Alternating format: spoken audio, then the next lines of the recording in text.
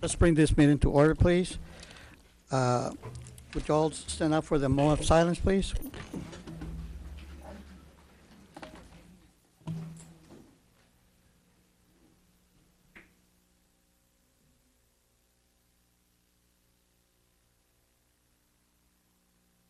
Thank you. Mr. Colunga? Pledge allegiance to the flag of the United States of America and to the republic for which it stands, one nation, under God, indivisible, with liberty and justice for all. Honor the Texas flag. I pledge allegiance to thee, Texas, one state under God, one and indivisible.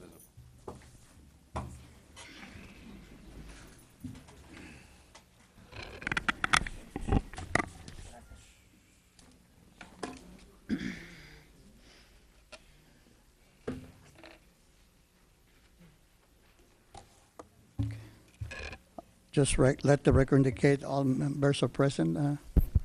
Ms. Perez. Item number 5, recommend the approving the agenda of the regular board meeting on August the 18th, 2009 with any correction, deletions. Yes, Mr. President. Under number 11, closed minutes, closed meeting. Under A, personnel matters, item number 105.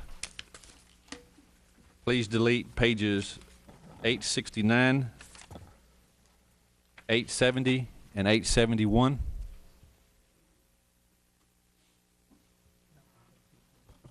(869) through 871, 3 pages. And item number 113, page 935, will be deleted from the agenda and the backup. So please repeat those items. Do we need to pull this 113? And which item other? Item number 113, page 395. Just give me the item. Is the whole item being pulled? Yes. In those pages? No, In sir, with regards not 105. No, only 105, just the 105. 3 pages only. No, but I'm saying with 113. Yes. The whole item plus item. that page? Yes. Okay. What, is that the only item? That's it, sir. Ah, well, okay. Mr. Aguilar. Mr. President, I'd like to know if we can change the order of the day. My item for 115, 115. instead of being discussed in executive session, we could question it on open to the public. Mr. President. As previously discussed, when we were going over the agenda, I have some concerns about this item, number 113, and whether we're in compliance with the Texas Open Meetings law regarding adequate notice to the public of the subject matter to be discussed or deliberated or possibly acted upon by the agenda item. My recommendation at this point in time is that in my opinion, it does not comply, that it does not adequately notice the public as to what the topic is to be discussed, or in this case, it was placed under personnel, so we didn't know if it was in regards to an employee of the district or not. And that's my recommendation at this time. Mr. Saldana, what is wrong with the request itself as it is, specifically? Specifically, the Texas Open Meetings Act requires that the public be given adequate notice or sufficient notice as to what is going to be discussed or deliberated, what the topic is going to be. In this case, it was under personnel, whether the individual or at least a description of the position, or in the cases of disciplinary matters, the initials of the individual, or in cases of principals or higher, the entire name of the individual. I really don't know what this is about, and I don't think that it specifically notices the public as to what's going to be deliberated, what's going to be acted upon. Now, when the request, if the request, because I don't even know it will be requested, but if it is, there's a mention there of a TEA letter. Yes. do we need a specific date on what TEA letter to sufficiently give That- rise to exactly what, because I mean, That would I be one imagine of the district gets a lot of letters from TEA. that would be one of the things, and more specifically, not only the date, but the topic of Of what, that- of that letter. that letter, yes, yes, sir. Okay. So, Mr. Saldaña, this item can be brought back at a later meeting with more specific information. That's correct, sir. Mr. President, Mr. Council, I already went over the information with TEA, and there's not a problem with it. And I don't know why it seems that every time we tend to ask for something to be changed, it automatically falls under the TOMA. But when you guys decide to change something on us, it doesn't fall under the TOMA. And that's something that upsets me very much, because all we're going to discuss is a letter that we should have received and that we did receive a month ago. And we can make the change, but it's up to you. I'm going to leave it up to you guys. I'm not going to argue the point. But I'm going to discuss it still in executive session, because it can and it may be discussed today. Mr. My Saldaña. recommendation stands, Mr. Aguilar. Mr. Aguilar, Yes, Ms. in Peña. reference to this and this to council, if there is a question about a letter that should have been, if there is a question about a letter that was addressed to us, but to this day, we've never seen it, but it's addressed to us, school board members, that includes all of us.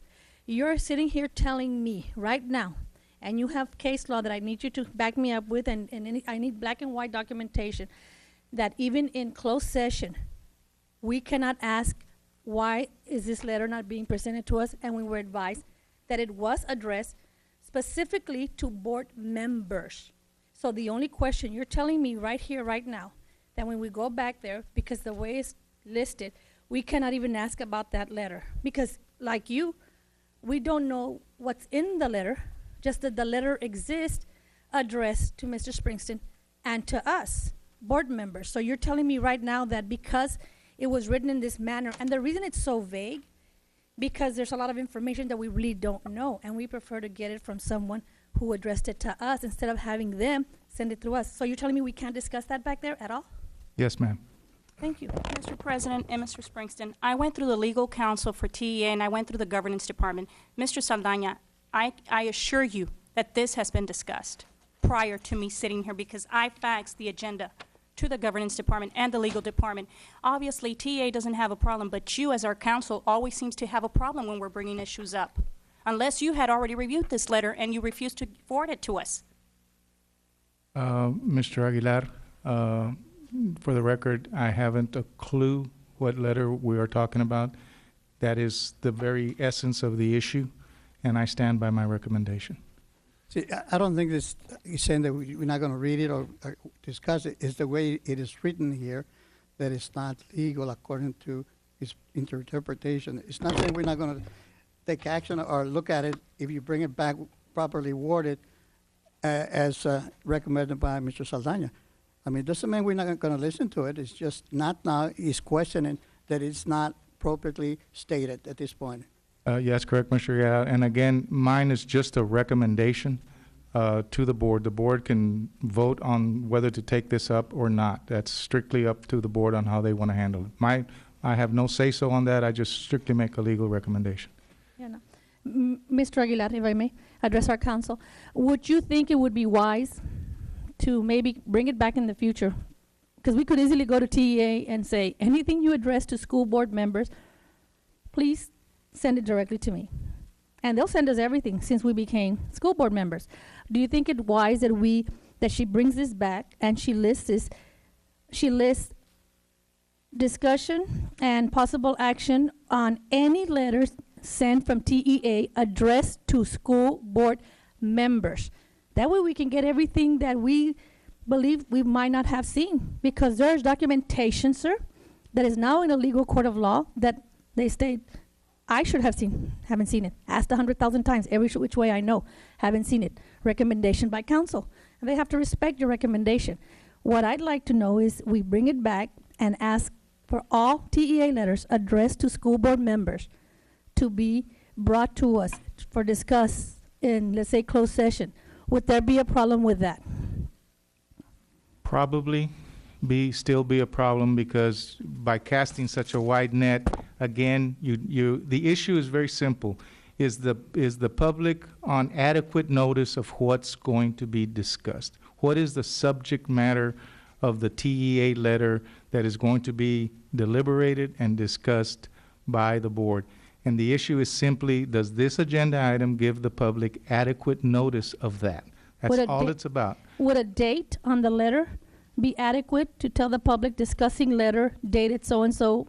My addressed to the- recommendation would be that a date and a reference or subject matter would be more adequate, whether it was about a school, whether it was about an employee, because in this case it was under personnel. Whatever subject matter. If you can, so that the public has a general idea, they're going to be talking about an employee tonight, they're going to be talking about a school that got a warning, they're going to be talking about a financial issue, they're going to be talking about something, but at least now we've complied, in my opinion, with the law, and there is sufficient notice to the public of what you all are going to discuss in executive or open session. It doesn't matter. Okay, point well taken. Here's my second question. Why, when we submit these requests, as we all have, why do we not get a feedback that this cannot be covered because of the fact that it's not adequately and properly written?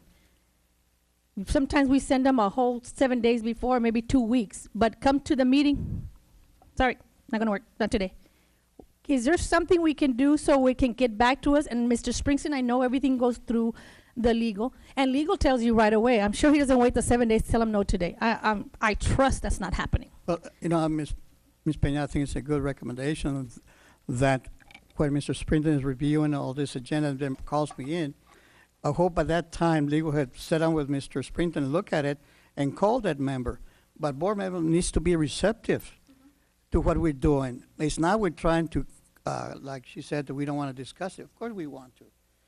So in case that there's a question of how it is written, perhaps the board member, whoever requests anything, can be in agreement that we're going to reword it so that we can be accepted at the board meeting.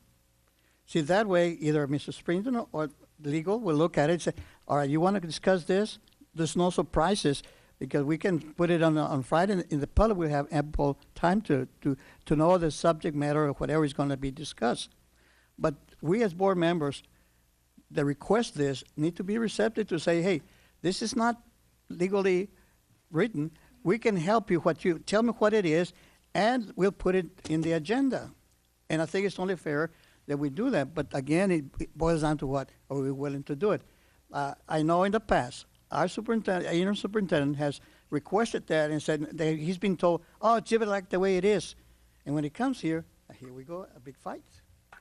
Although it's not legally. Mr. President, So I think that your suggestion is correct. I would like to see something like that. Yes, Ms. Garcia. you know what? I'm going to tell you one thing. First of all, this is a dysfunctional board.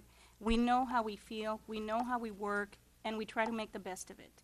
And I think this is not the first time it's happened, sir. So with all due respect, I think that we have to draw the line somewhere, somehow, and I think council also gets paid a pretty good penny in order for him to review these agendas, and he could easily get back with the superintendent or email us. He can easily email us personally and ask us to make the change, and he doesn't do that. This is not the first time that there's an incorrection, that it's not proper in the agenda, and that we have to table it or we have to remove it, because obviously if he reviews, he should know. He should be ready with it. And basically, Ms. Garcia, this is what Ms. Peña is recommending. We just we worded differently. You're repeating the same thing what we're doing. And what we're also going to tell you that this example I gave to the board, that he has done that in the past, and board members have said, leave it the way it is. So then what use is it to call someone to say this is not properly worded, and then the board member doesn't want to change it? It's not that we want to do it. It's just we asking, as a recommendation, let's read it the way it is. And I think Mrs. Peña is correct. We should go and have some feedback, send it back or email or whatever it is, and look at it. Mr. Aguilar? And I totally agree with what you're saying. And the point that I want to bring up is there's a vast difference when someone tells you, well, what is this about? It's not written up. This has nothing to do with me. I'm just looking at the outside looking in, and I'm taking both sides here.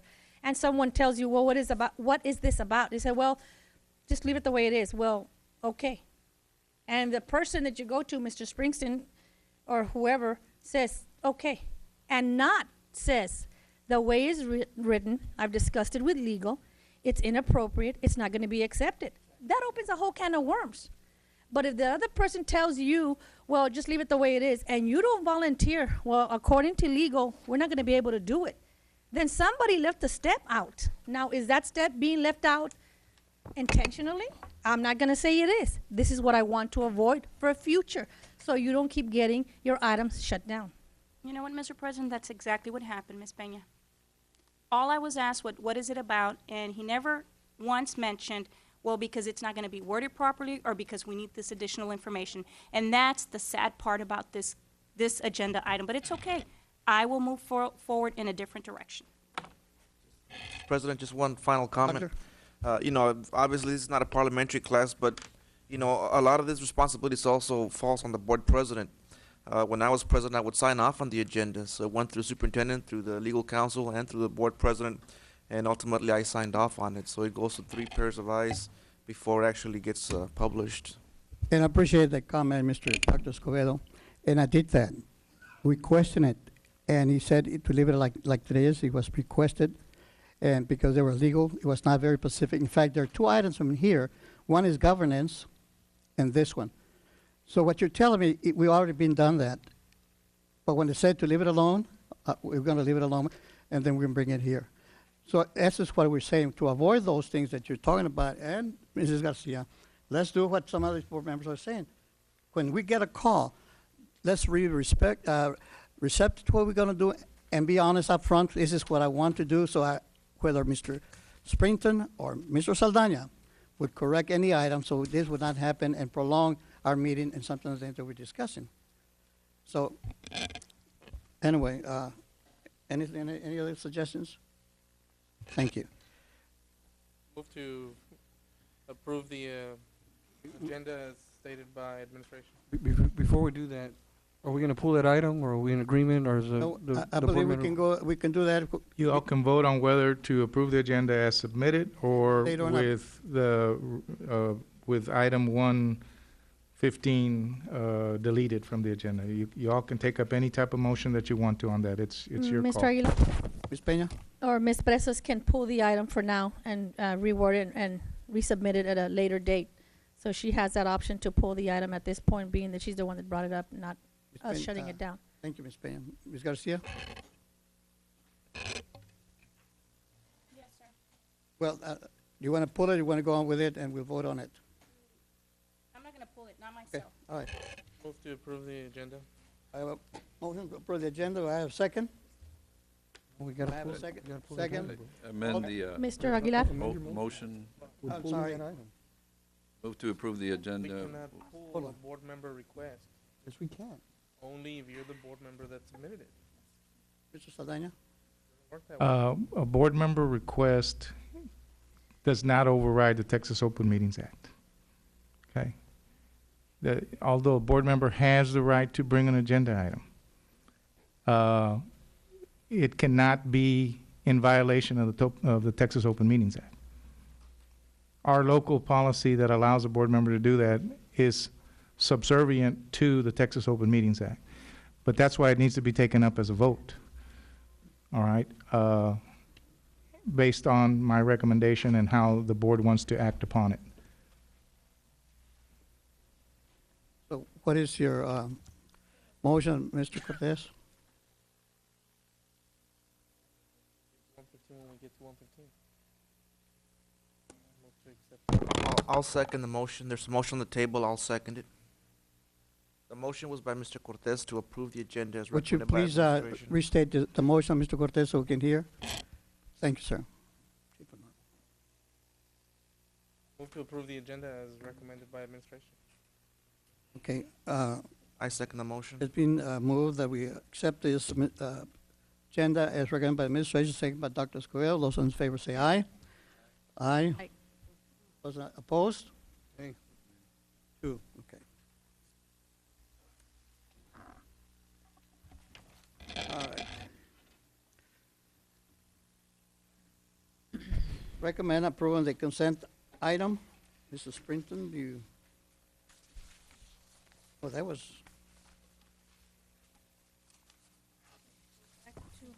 Let's see. We're going to circle Consent. those. Right. Okay. We agreed to discuss items. Oops. 10, 12, 13, 14, 15, 16, 17, 18, 21, 22, 23, 24, 28, 31, 32, 33, 40,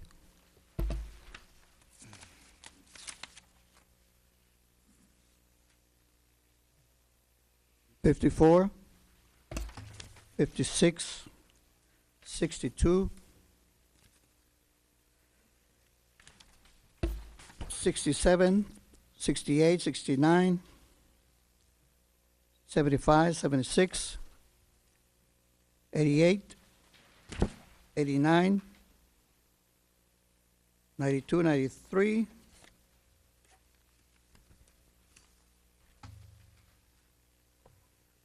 100, 103,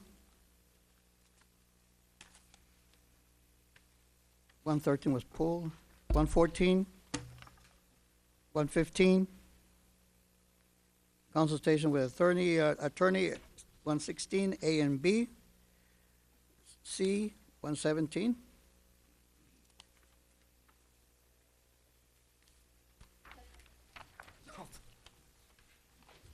Move to approve. You move to approve.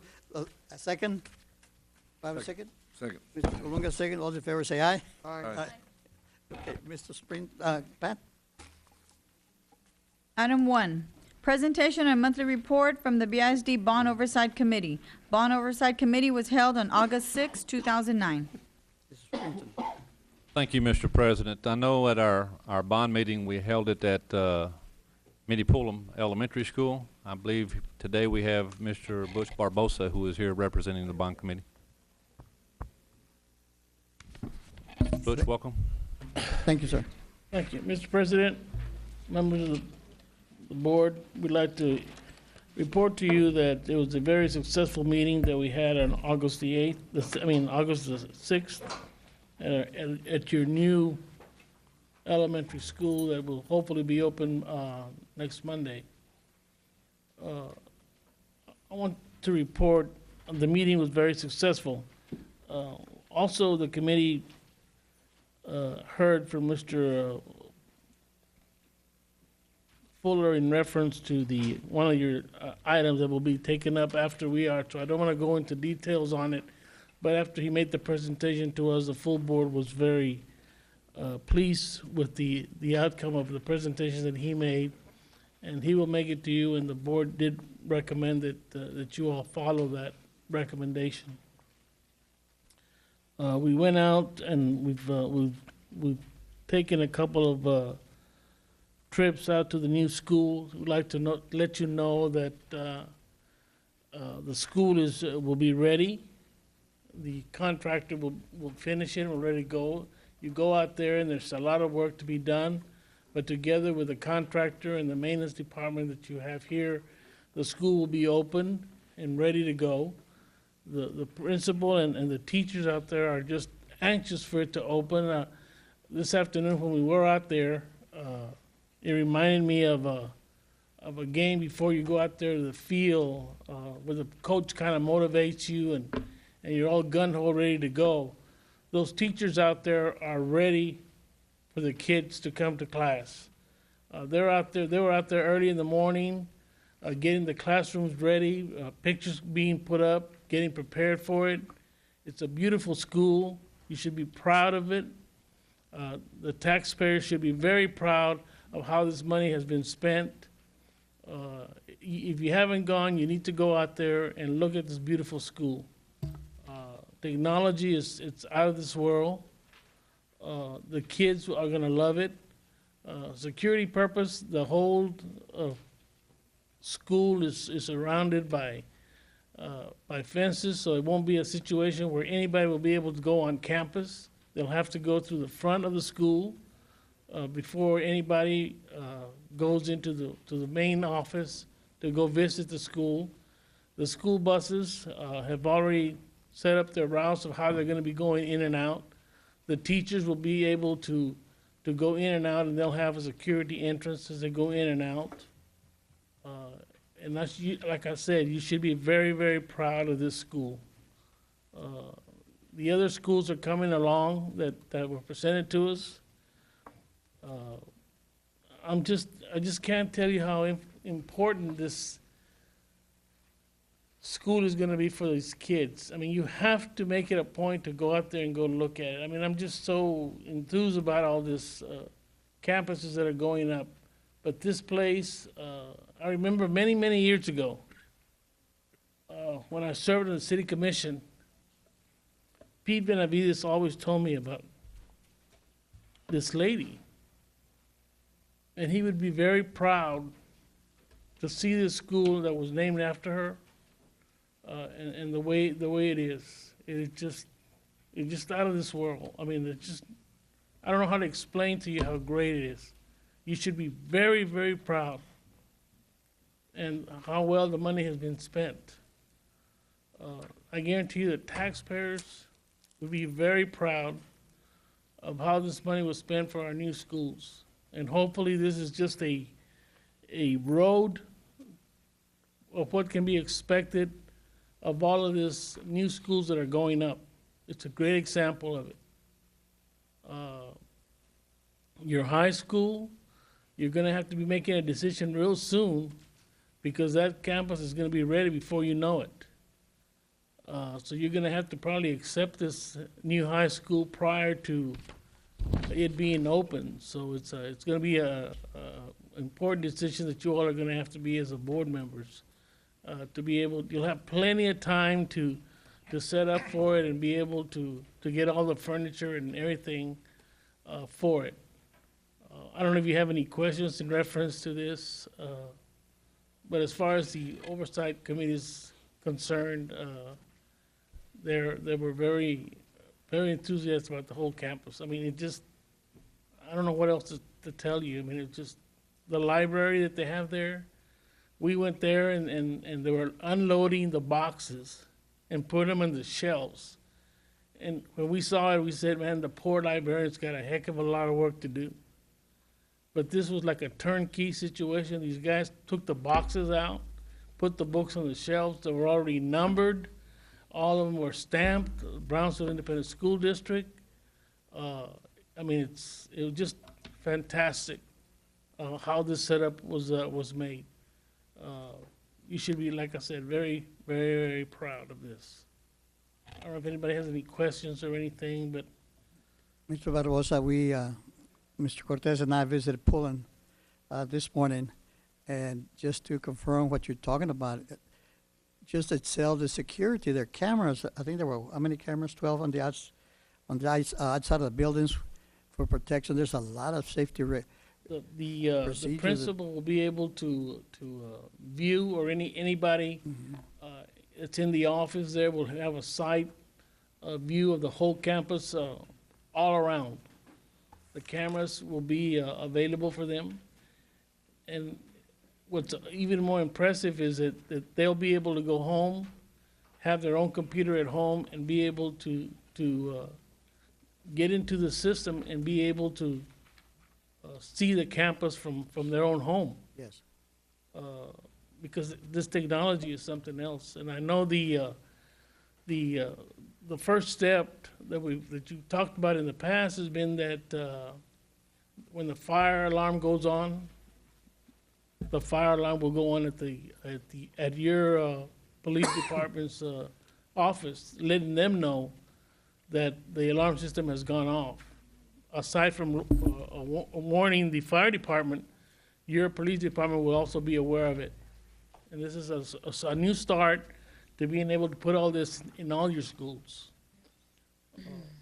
technology you're talking about also is it's a first class job that they did. Now there are no TVs in that campus, no TVs. See, now the programs come to the computer, and from the computer it goes to an overhead projector, and the overhead projector reflects that on the screen. So now they have all this big screen televisions in their own classes. So it's beautiful technology. Perhaps Mr. Cortez can also add to some of the things that we saw this morning. As we were given the tour this morning, Mr. Barbosa, one of the things that the principal pointed out, and he's obviously a veteran principal with the school district, and he pointed out that they were real happy about the amount of restrooms that the campus had. Because as you walk through there, they had the boys and girls restroom in each wing or each aisle, each row, and they also had a teacher restroom, which is unprecedented. I think this is the only librarian in the entire district that has a private restroom. But he went through, and he just kept boasting about the number of restrooms, and he was just in awe of all the storage space and the design. He said he, in all his years with the school district, had never been in a school with that amount of detail. So, we agree with you with what you're saying. That school it's a wonderful school. It's going to serve thousands upon thousands of kids very well for generations to come, and we're real excited about that. And I know that Keller and there's another school that's going to be able to use this facility at the beginning to be able to make room for them. So even that coordination is unbelievable because they have certain classrooms for those kids, and then the bus system is going to be coming in, dropping them off in a different site than the regular kids that are there. Very well coordinated, very, very well coordinated. So there's hopefully in the near future we'll be able to, and I suggested now that you have your television station and to be able to have a tour and let the public know how well this school is built, for future reference to all the other schools that are going to be built in this manner. I don't care where you looked or what you did. All your kindergarten kids or your first graders and stuff, they have their own private restrooms in their classrooms, so I'm sure that's going to help a lot. We went into one part of the library and we went in and we saw this choir-looking thing that we all thought it was a choir, and a choir loft type of thing for the kids to go in. And then we learned that it's not. It's a reading room. Reading room. For the kids to be able to sit down and do their readings. It's just. The kids, they're just going to love this place. The atmosphere for them, their learning is just out of this world. Out of this world. You should be very, very proud of that. And the size of the library also. It's just state of the art. It's fantastic. That's all I can say. It's. Anyone else?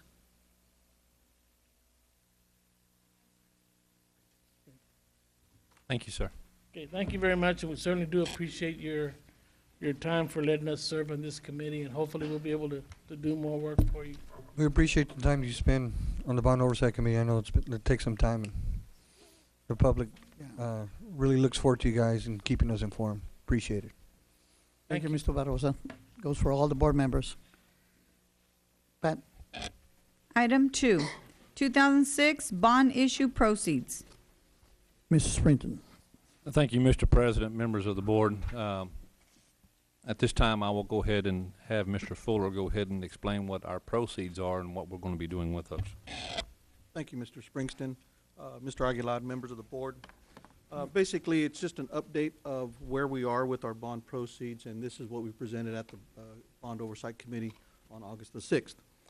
Back in let me give you a little history. Let's go back. In May 2006, we were authorized to sell bonds. We sold them in approximately September of 2006. We received them in October.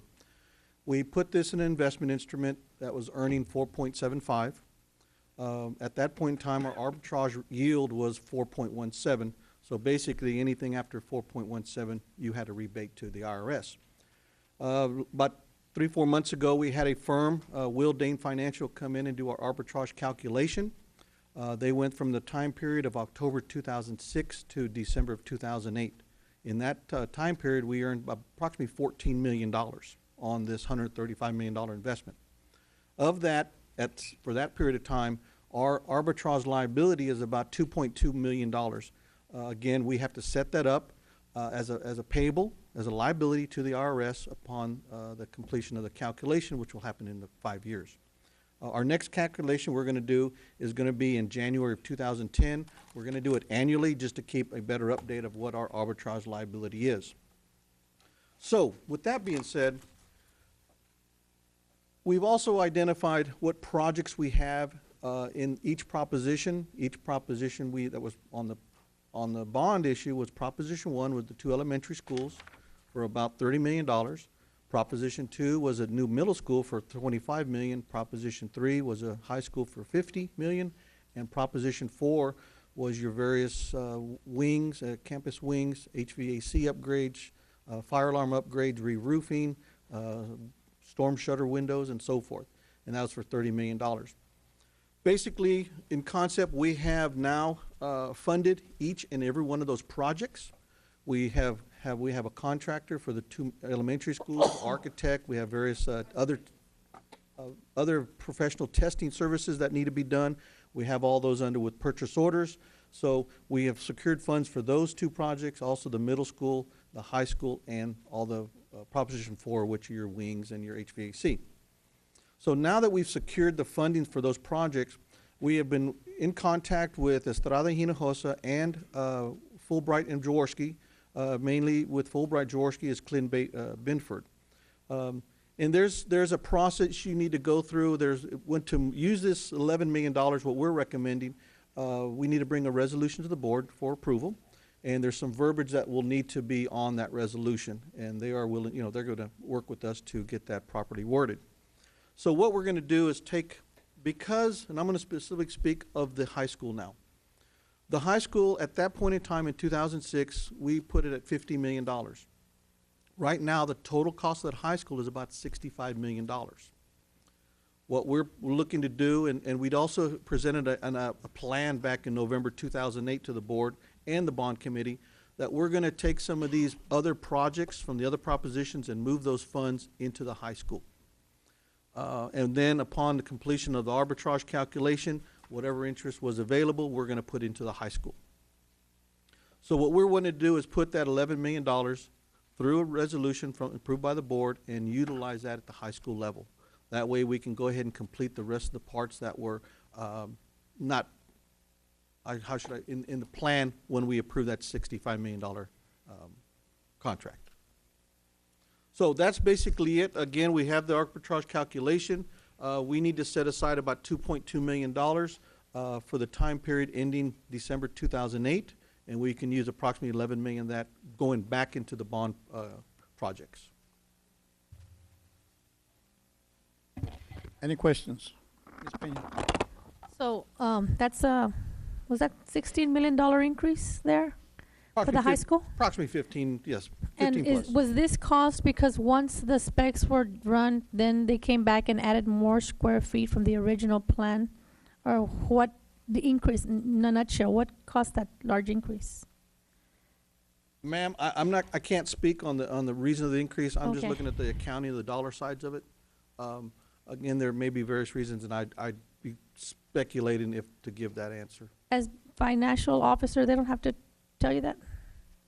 No, right now I'm just talking about the dollars and cents of this. Okay, then maybe I should address this to Mr. Springston. I just thought that since he keeps the books, he wants to know where, why, who.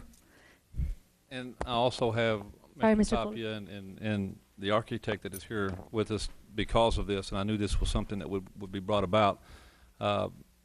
At the time that this was all brought out, I was as an acting area assistant superintendent, and then we went into the operations side, and I think it was determined at one time, and Oscar, you might want to step up, so we'll make sure I'm correct here, that we decided that we would cut down on some square footage and that we actually took out practice fields, we actually took out a stadium, we actually took out a vocational building.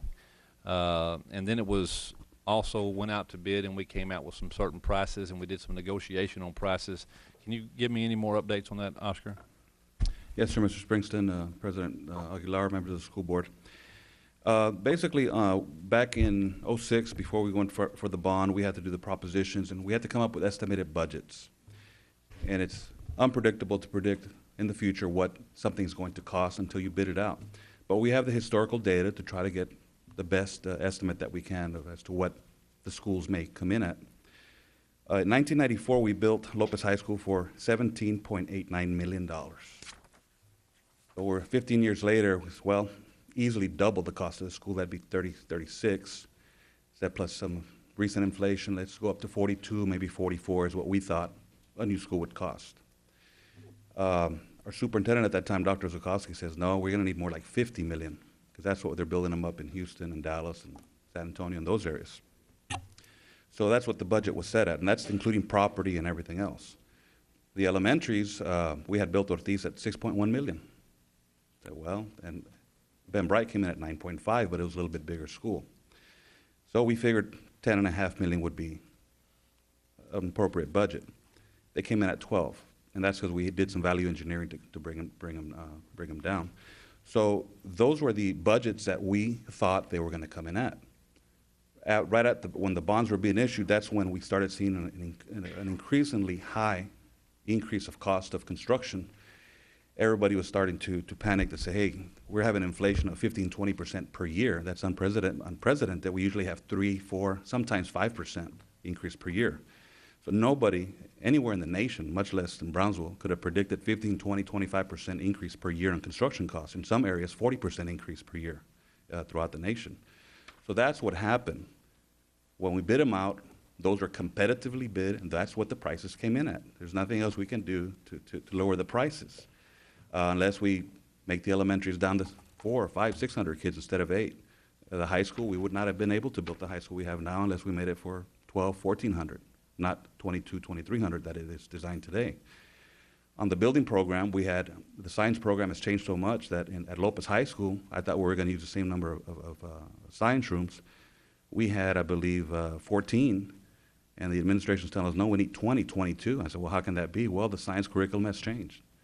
And we have all these new things that we need to put in the building that we didn't need 15, 17 years ago. So the school went from 310 to 358,000 square feet. I tried to control the cost. I went to my bosses at that time, and they said, well, sorry, but if that's what the curriculum says we need, that's what we need. If that's what the gym people and the fine arts people say we need, that's what we need. So we left it at that. We did come down from almost 400,000. We did cut 40,000. We round up around just under 360. And still it came in at $60 million, 59.8 or so. So we could have built it for within the budget, but we would not have gotten what we have. And my instructions were, bid it out. Whatever it cost, that's what it cost. That's a true cost. We had competitive bids, and that's what it came in at. So that's kind of to give you a picture how that happened. It's not that we had 50, that's what it should have cost, and we increased it to 65. That's not really a true picture. It was just all due to extreme inflation during that time. This year, it's slowing down again because of the economic situation. Today's environment's a lot better for bidding. We're hoping some of the prices start coming down for future bids. I'm not sure if that answers all your questions, Mr. Springsteen, but yes, that's a general picture. Yeah, it answers mine. Thank you. Princeton. That high school's got, it's 358,000 square feet? Approximately, yes.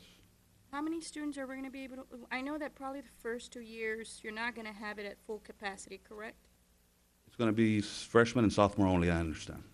And you would foresee that the growth in that area, you would have that school to be a what, a 4A? It's not going to be a 5A automatically, not within the area that it's at right now.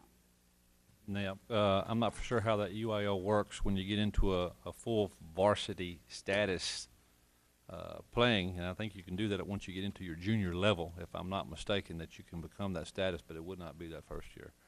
It wouldn't even be classified. They'd be playing all junior varsity sports at that time. And so, Freshmen and sophomores. so the high school, you paid what, like about $182 a square foot? That's what you figured it out? It was The bids came out? $154. I believe it was $154 a square foot. When the bids came in, 154. Yes, well, we'll take say 360 divided by 59.5 million, whatever that comes out. That's what, but remember that does not include we took out the football fields, the concession restroom building, the track, some of the lighting, the scoreboard. It's about $2.6 million that we still need to add back in there, so to give you a true cost per square foot. My question to you now is, Mr. Tapia, or administration, are we keeping tabs of all the expenses, what each contractor is billing us for? I know that I noticed on one of my packages, there was a company that apparently had billed us for something, and it was a subcontractor. They had not gotten paid. Obviously, we're paying a pretty good penny for this school. We've removed things from our students so they wouldn't have, because obviously the expense was just running and running. I mean, we're over budgeted. $65 million, I think it's 3 times our Lopez High School there. I have a concern here. I think $15 million, and that's not even including the water that we need to run, the water lines. That was another expense that we ended up having. We took the hit for it because obviously there was no services there. But we need to provide those services in order for us to have the school running. So has anybody really been keeping up with, obviously the change orders, that's where the money is too. How many change orders do we have to do? I know that probably there was change orders before I even came onto this board. And I'm going to ask administration, I want a breakdown, detailed report, what the actual contractor spent, what the architect spent, his fees. I just think $15 million, and when we were already focusing on a budget, and we deleted, you say a football field, a score, 2 practice fields, football field, stadium, and a vocational building, and a restroom facility and mechanical room. Are there marble floors in the school? What kind of, what are we putting in this school that it just? These items are discussed every month at our bond committee. There's pictures shown of the project that the public sees on KBSD. There are spreadsheets shown of the contractor's amount, every single payment, the balance, what's been paid, what's the balance. Everything is shown to the bond committee, community members. It's on TV. All the taxpayers see it, the ones that watch the station. So it's no secret of what the expenses and what the contracts amounts and what the fees are. It's all public information. And I understand, and I thank you for that, Mr. Tapia, but my question, how did we get to that extreme? You removed items, but what is it that cost this $15 million? Can you tell me in detail what was it? Was it the concrete? Was it the structure itself? Was it the electrical? What was it? It was everything, concrete, steel, glass, and it's just not here, it's everywhere.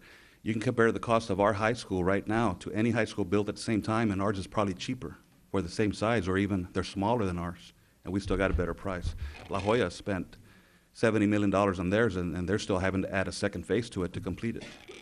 Mr. Aguilar? That's just the environment that was at that time when we bid it out. So I guess the bottom line is, when people ask what happened to the economy of the United States of America, we happened to the economy of the. So that was pretty much out of your hands. Am I hearing you correctly? That's pretty much what, yes. You know, Us and every other district. And $50 million was the bottom price. That's what we thought it was going to cost. And when prior superintendent Dr. Z said $50 million, we all almost dropped on the floor. That there's no way it's going to cost. No, some people are still dropping, I can assure you. And it came out 65. So, yeah, everybody was floored even more. But that's what it cost for the size of school we wanted. And it What was was the next competitive. lowest bid after Thank that? It you. was something in the 75 or 73? 74 million from another contractor, yes. Well, you know, Ms. Peña, what he's talking about in the economy, after we awarded the contract, we got hit because the price of steel went up. And the guy was just, you know, it was just out of the head saying, look, what's going to cost us some more. So it's not that we're spending more, it's just the economy itself, the prices of even labor itself has gone up, and all this material. It's not easy to be constructing. However, the point is that we are within budget, Mr. Peña, Mr. Tapia. But we are under, on the budget, we have Well, from the original bond program, we're over the budget, and that's what Yes. Mr. Fuller's trying to explain, Yeah, the but I'm the saying bond that we have proceeds. allotted some more monies, right? I'm not No, sure if what- I understand. I guess what he's asking is when we accepted that higher bid beyond what was budgeted from the bond, have we exceeded that other budget? That $59 million. Tony? No, let me answer that, Is that Mr. the Cortez. question? No, basically, when the contractor came in, it's 59 million. That was his price. So to answer your question, have we exceeded it? No, we're well within the 135 million plus the interest that we've been earning. And we knew going into it when the high school came in at that dollar amount. And when I say $65 million for the high school, I don't mean just the high school building itself. I mean all the other aspects of a high school, the architect, the testing fees, any type of improvements and so forth. So that's when I say high school at 65, it's the whole project. So we knew that we'd be using some of these interests because, again, it's there to use towards those projects for these bonds that you've been generating these funds from. So that was also a concept. A concept also is when some of these projects came in under budget, like the middle school, we have about $3 million that we can also now transfer. Again, we've identified all the costs, we've funded the middle school, now we can take approximately $3 million and transfer to the high school to help offset that $15 million also. And then, once we infuse this $11 million into the high school project, we'll be able to now do the all-weather tracks, the practice fields for the band, the soccer, the football, the concession stand, the restroom concession stand combos. So this $11 million, because it was generated from the bonds, it's going to go specifically back into a project within the bonds as they were sold initially. So to answer your question, we're within the total funds available, yes. And Mr. Tapia, I heard you say that some of the prices, I think I heard this, I guess I don't know if I was wishing, dreaming, or hoping, but you said some of the prices have come down, so when we do any other building, we can get a better price? Yes, a good example of that is the Pace and Porter athletic buildings that we bid. We had a budget of 8.3, they came in at 6.7. And that's on the agenda tonight. Well, the money that was left over, we want to designate it for other projects. So that's a good example of a big decrease in price right there. So we're hoping when we went out for bids for 144 that they'd come in better prices than the previous ones, although we're a year ahead. I guess everything's balanced out, I guess, because when you do anything like with metal or like Mr. Aguilar was saying, I know you could sell the aluminum cans for 82 cents a pound, and everybody was running. It's down to 30, so nobody's running there anymore. So that Correct. kind of one balances to the other. Yes, So ma'am. that's why we ended up with that big price. That's correct. Kind of build it at the wrong time, Exactly. right? Yes, that's the bottom really what line. happened, yes. Thank you. Good point. When you're looking at timing, yes, ma'am, it was built at a time that inflation was extremely high. The other part of this is that we will be looking at coming back to you real soon, because right now is the time to build. And we're looking at coming to you within the next couple of weeks, or maybe going to a facilities meeting if I can get that worked out, of showing the prices of what we can do in finishing out this project with the practice fields and the mechanical rooms and the restroom facilities for the stadium, the baseball and the softball field, the tennis courts are already there.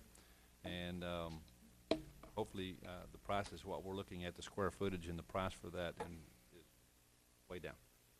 You have a facilities meeting, make sure you add 144 back into the discussion. Anyone else? You can make a request, sir. Mrs. Springer.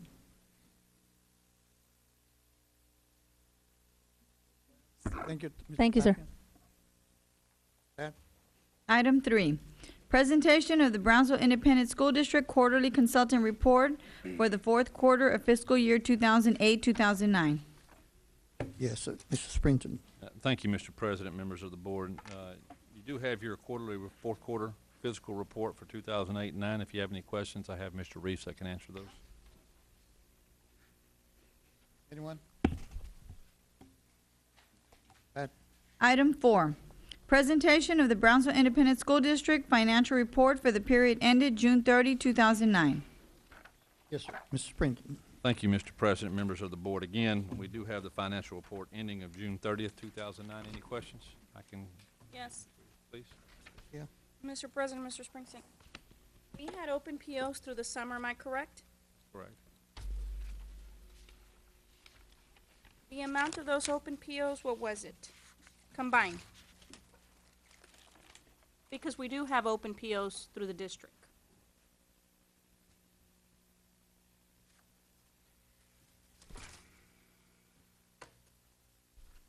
I know that there's certain departments that need to have open POs in order for them to continue to provide services to the district.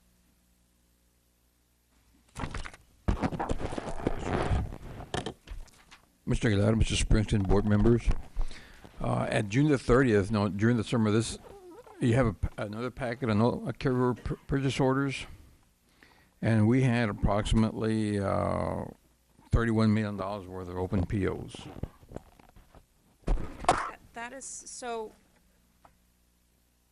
there's nothing wrong with us having open POs through the district. My question is that we continue to have open POs through the school district. Am I correct? I believe so, yes, ma'am. Okay, and the total amount of open POs that we had through food service, obviously because food service has summer school, correct? I have summer school and summer feeding program and other things. Okay, and these are all basically the departments that we had open POs for, is that correct, the 31 million? Pardon, ma'am? I'm sorry. These are the departments that we had this school year, 08-09, with open POs. What was your deadline to close these open POs? Deadline to try and liquidate most of our POs has been June the 30th. Now, some of these POs, obviously, we have commitments. It could be a back order. It could be a long-term commitment, such as construction. And this is what's being presented tonight for approval. We have to, at June the 30th, try and liquidate as many POs as we can. And we can't liquidate them. We have to reappropriate the money into the next year's budget, which is why they're being presented tonight. Is that what's called a carryover? So what you're going to do is you're going to carry over some of the monies into those accounts that are lacking the money in order for us to pay those POs, because you have some budget amendments here. And obviously some of those accounts did not have the monies in order to pay for those fees, correct? Yes, ma'am. In other words, Or you have to move some of the monies around in order for us to be able to cover? These POs lapse at June the 30th, and they, technically speaking, they go into fund balance. Now we're taking them out of fund balance again and reappropriating them to ensure that we have the money there to pay the POs that were still outstanding. Okay, no, I know that this is a common practice, and I want you to reiterate that it is a common practice in our district. I don't have a problem because I know that I myself used to ask for open POs through the summer because our department needed an open PO until a certain period of time. And as a matter of fact, I would ask Mr. Fuller to please keep it open because for the reasons that the chemicals were still pending to come through up to a certain date. So I just want you to reiterate that that is a common practice for Ms. Peña to understand that that is why we have to do this budget amendments at a certain That's point in one time. reason, yes, ma'am. Now, we do allow certain departments, for example, maintenance and transportation and the summer school program, to have POs open throughout the summer because they have to continue to buy supplies. Like the service. Yes, ma'am. Mr. Solis, but those POs have already been approved. Yes, sir.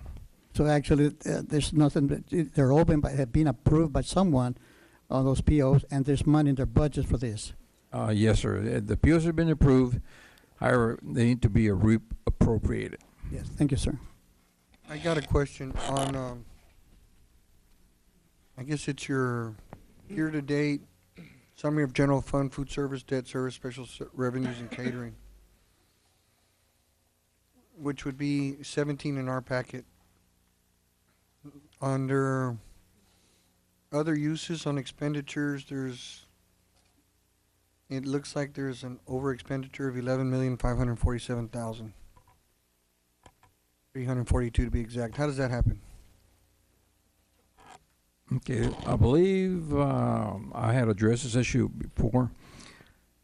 This is a result of those refinancing of some bonds that we did last February, and there were some bonds that were issued, maintenance notes, I should say, in Fund 192. And we did not create budgets for that, but it should not affect us in any way.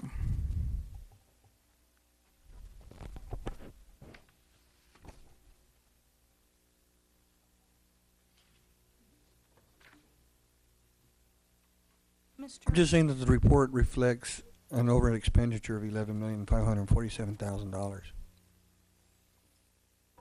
I don't understand how you feel that doesn't affect us in any way.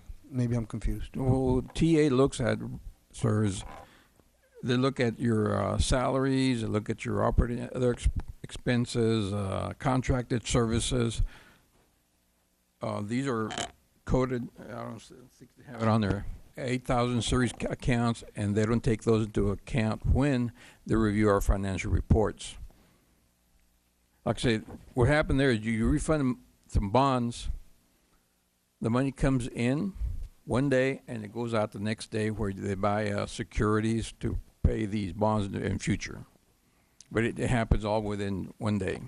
So I don't ask you this question again. We're going to be having this in every report then, under other uses. Well, this is going to be the last report, sir, because it's June the 30th. I know, but is it going to be in the next quarterly report? Are we going to have that issue in the next quarterly report, or this only happened because it's the end of the year? No, you won't see it again. Okay. The only place you might see it, it's going to be probably about November or so when we issue the final audit report. Okay.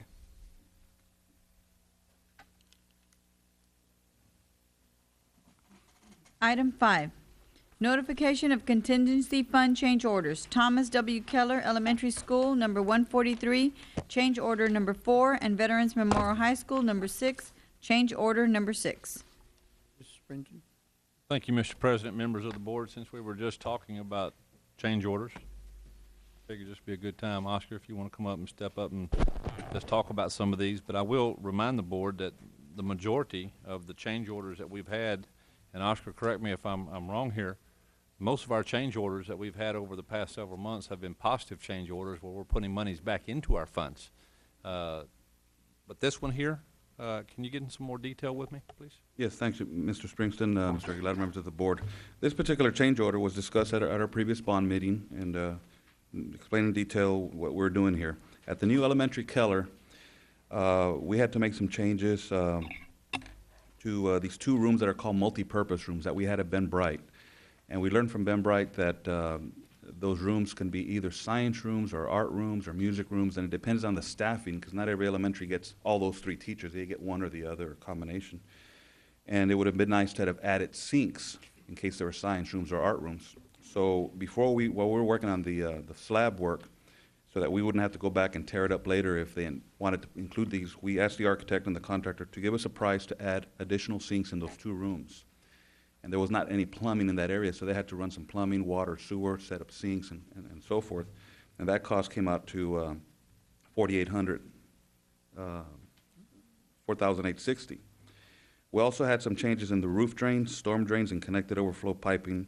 Due to the pitches in the roof and to get the water better to flow, we added some additional drains, $2,000. We also added a mop sink in A119, where? In the custodial room, one room that did not have a mop sink. And so we had to add that one back in. And all this is done before the slab is poured, so we don't have to go back and tear anything out, $1,200. And then in if you've been to Ben Bright, they're in different pods. Every grade level has a different pod. And the restrooms are set up where they're inside, and then on the outside in the corridor, the sinks, hand sinks are there, and there's a counter so that you can see the kids. You don't have to go into the restroom. You can see the kids washing their hands and make sure they're not throwing water and so forth. Prior to the slab, our inspector and my construction manager pointed out that, we don't have floor drains in those areas, so we have water overflow, a busted pipe. The water's going to flow to other areas.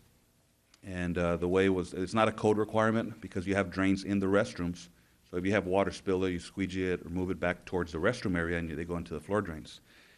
But we just felt it was better from a maintenance standpoint and custodial that in case we ever have an overflow, we don't want this problem, let's go and add a floor drain on each pod. There was 3 in pod sections B and 2 in section C. So it's 2,100 and 1,400. So overall, we have 11,650.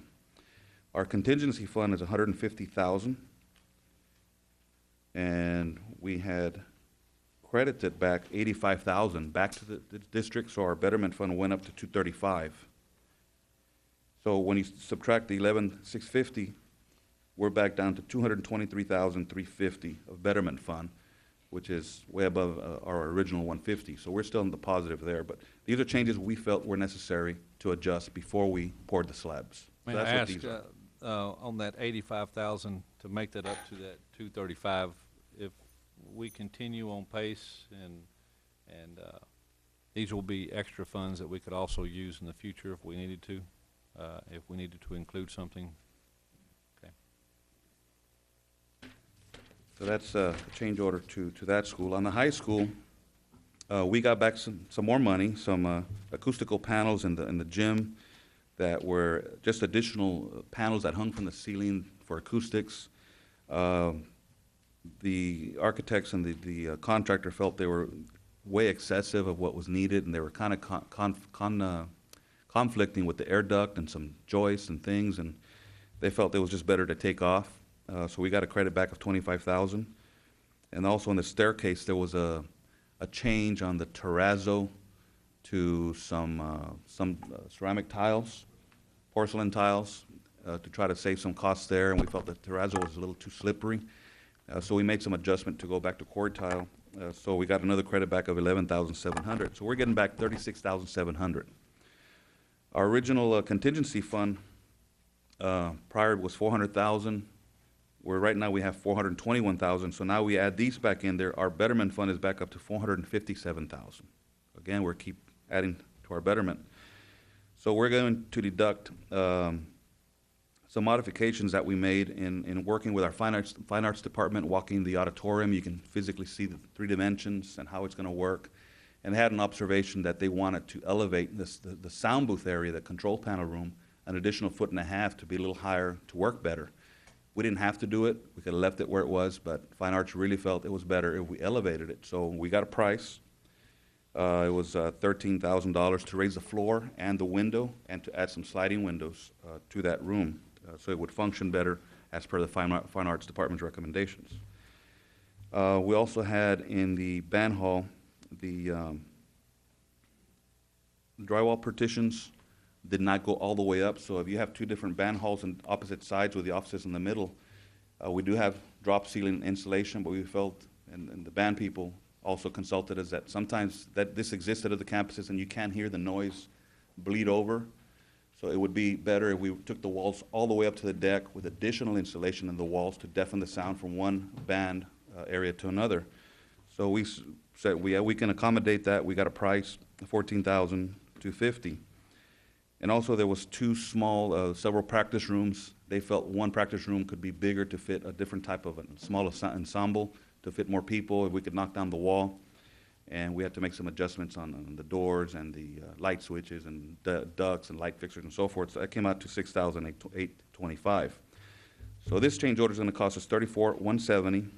You subtract that from our contingency of $457,000. Our new betterment fund goes down to $423,797. And again, our beginning betterment fund was $400,000, so we're still above that number, even with the changes we've been making. So that's basically in a nutshell, that's what these change orders are about. Anyone else? Mr. Tapia, before the blueprints are I believe that the blueprints of all these schools are reviewed, and for instance, that you said that on one of the schools, I think there was not a plumbing there. Did the contractor look at all the other options before we had to go and put a little bit more of the expense and try to put it somewhere else, the classroom or the addition that was needed? Was that the only that was the only option they had in order for it to be placed there in that area before we went through that expense? I mean, I know that the expense was going to be there, but maybe it would have been a lesser expense if we would have done it somewhere else. We looked at different options, but I mean, the floor drains they have to be in that room. They can't be anywhere else, and that's just we do a cost analysis of the cost per square foot for the piping, the actual drain, the materials, the labor, and we felt that was a good price. Some of these numbers were a little different, and we made some minor adjustments, brought down the cost, and this was the best price that we negotiated with the contractor. They just were not in the architectural plan, so we asked for them, and we have to compensate for additional work that we asked for. So We didn't have to do the floor drains, but we really felt it was a good idea, so give me a price, I want them put up, I want to put them in. were they thought of before? Or were the, No, because why it's not a code requirement, but we wanted to put them in. Our inspector in the field made that observation. Mr. Tapia, I really feel before we pour that we should add these floor drains. We didn't have to, we could have left it alone, but we really feel it's needed, so we asked for it. That's one example. But it I was, guess but my question is, we're always doing we don't think of doing these things prior to, at least to make sure that we have less cost through the phase of the construction. We seem to be running into these things as we're going along, when I think that all these things need to be looked at and thought of prior.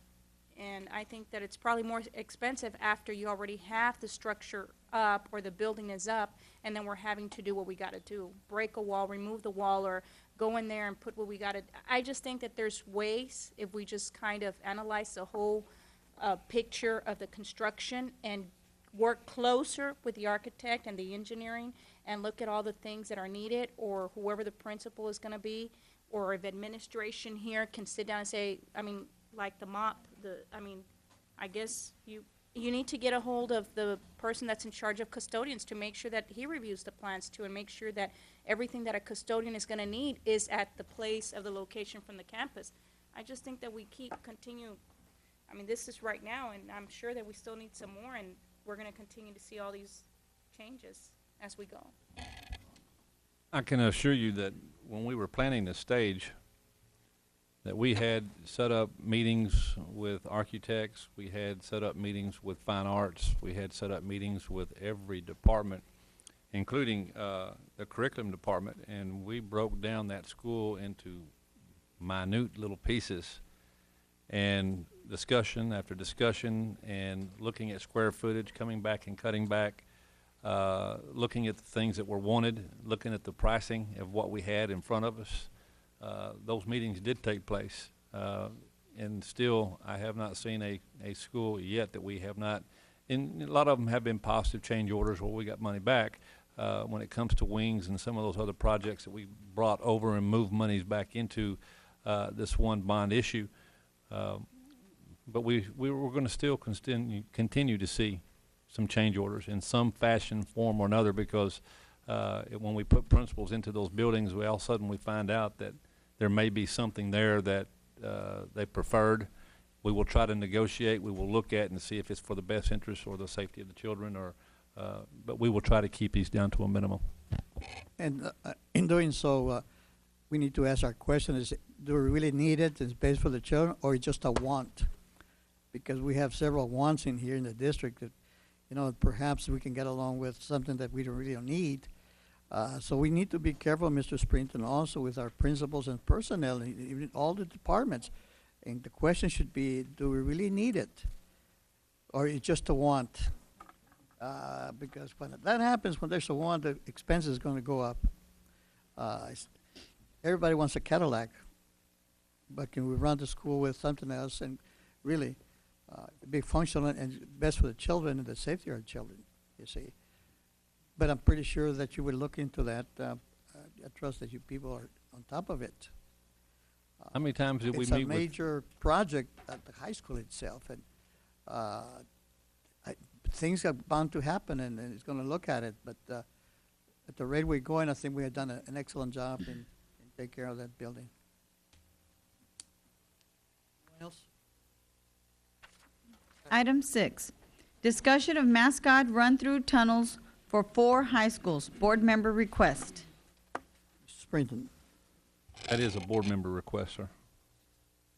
would you just tell us what a tunnel is? Oh, Mr.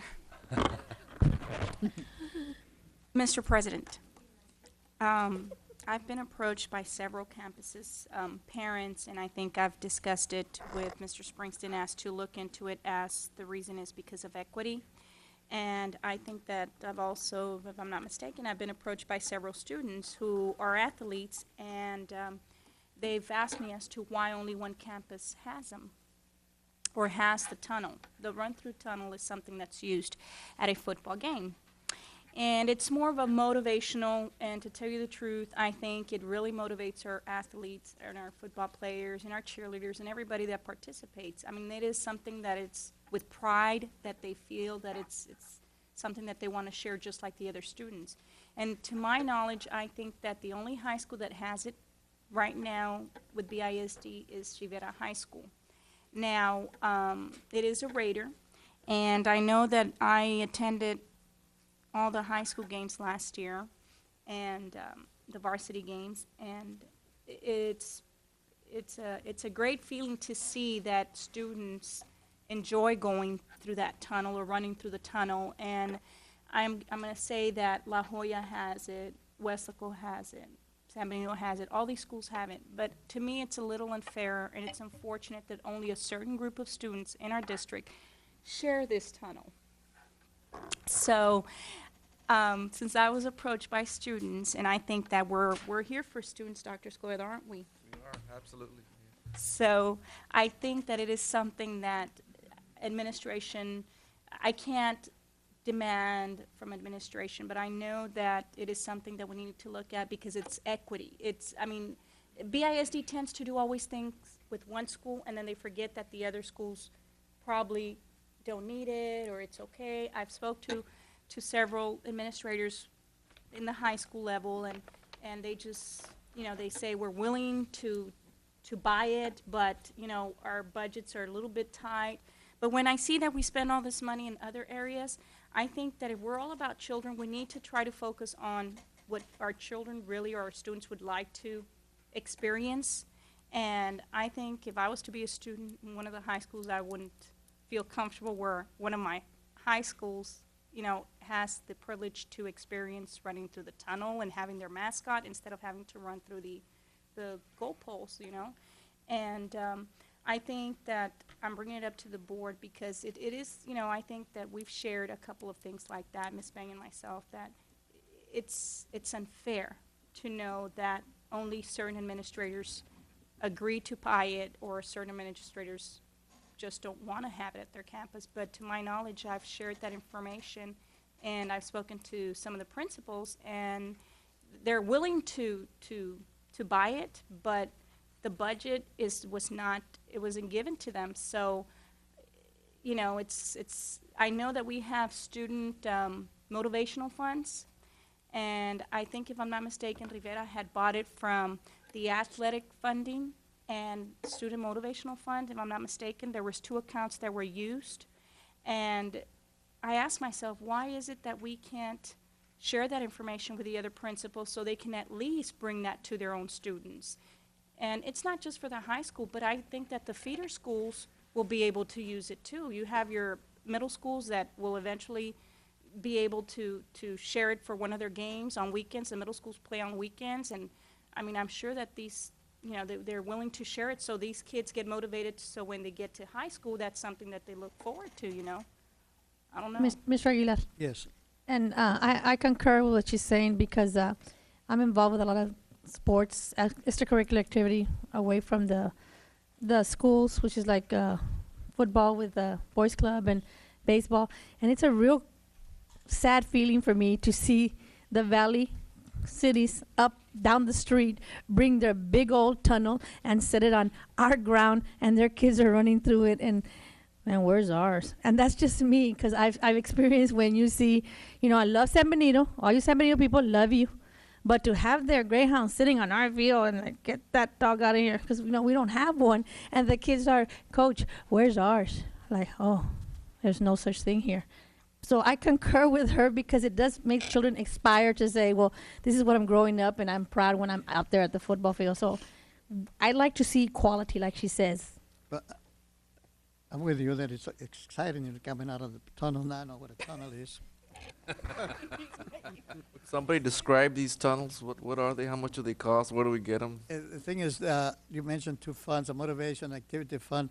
Of course, I think we're talking about the district, I mean, not the district, but the schools, Rivera High School Motivation Fund. So what you're telling me that Rivera bought that tunnel with their own funds. Every high school, I'm just throwing this for information. Every high school has their own motivation fund, activity fund, their own monies.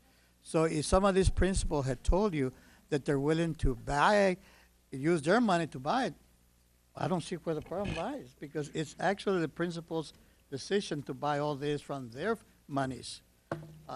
It's not a board decision.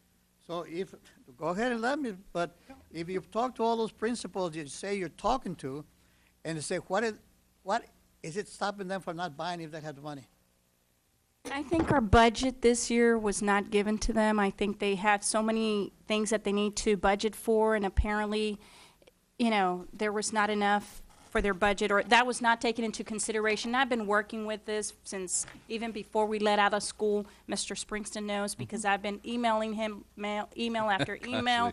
Even I would look at him and ask him, where's my tunnel, But I think we really need to see how we can work with these principals. And Mr. Springston, that was one of the things, please, if they can have a little bit of extra money for the tunnels. I think that's something that I think our students would really like to have a feeling of. How much does a tunnel cost? Do you know? It's $6,000. Oh, yeah, that's good. Times And 5. I will comment that I have, Mr. Rodriguez is putting up seven fingers over there, so $7,000. about 7,500 the last I looked at one. 7,500? 75. And I have told each principal that they had my blessing if this was what they wanted to do, but they needed to work with their athletic coordinator, their football coach. Some football coaches prefer those types of things. Some football coaches do not. I like the idea of doing things for kids. I think with this whole district, we do everything that we do, we're doing for kids. This is just an item that I told the principals, and if their athletic coordinators are in support of, then by gosh, go for it. There's fundraisers, there's booster clubs, there's PTAs, there's all sorts of ways to raise that kind of money. And I told them if that's what they wanted to spend their money for, and they wanted to, and now it might be a little bit extra when they get the smoke. There's smoke that also comes out of the tunnels too. Not expensive. The fog, the fog. Okay, because I know Ravenna has it. No smoking on district property. But yeah, these are good tools for kids. These are good motivational things for kids, and the principals have my support. I think they need to go out and earn that opportunity like Ravenna did. If I'm not mistaken, they went out and they raised their funds for that, and on that equity issue, then I would prefer that those other coaches would get together with their principals, and if that's what they want to do, then I support that 100%. Mr. Aguilar and Mr. Springston and members of the board, with all due respect, the operative word there is if the principal wants, if the coaches want. And I'm not here to rain on anybody's parade, but when someone is in charge and they have the power to say no, sometimes they do. I go back to equality, Mr. Springston. Some people have a problem crossing the street in the morning, but that's okay. But other people will cross at the crosswalk. You follow my drift? Some won't. I don't want to. I don't believe in it. They don't need it. Let's get on. And I'm okay with that too. What I'm having a problem, and I see where she's come from and other areas, is that children notice this and they feel this sense of denial. Like, why were we denied? Well, the principal and the coaches aren't looking forward to that. But why? Like, for example, you build a school and you spend $50 million. You bring in a principal and the whole staff, and they're like, you forgot this, and this. That'll be 10 million more. That happens. Well, with this, the principals, sometimes they don't want that because they don't feel they need it. But a new administrator comes in, they want it. I just want it, this is just me, that it come down from our main guy, the superintendent said, why don't you look into doing this? Not if you want. Hey, he said if, no offense, but the door's too wide, it's too broad, I don't have to do I'll this. shut the door. If the principals want to do this, they may.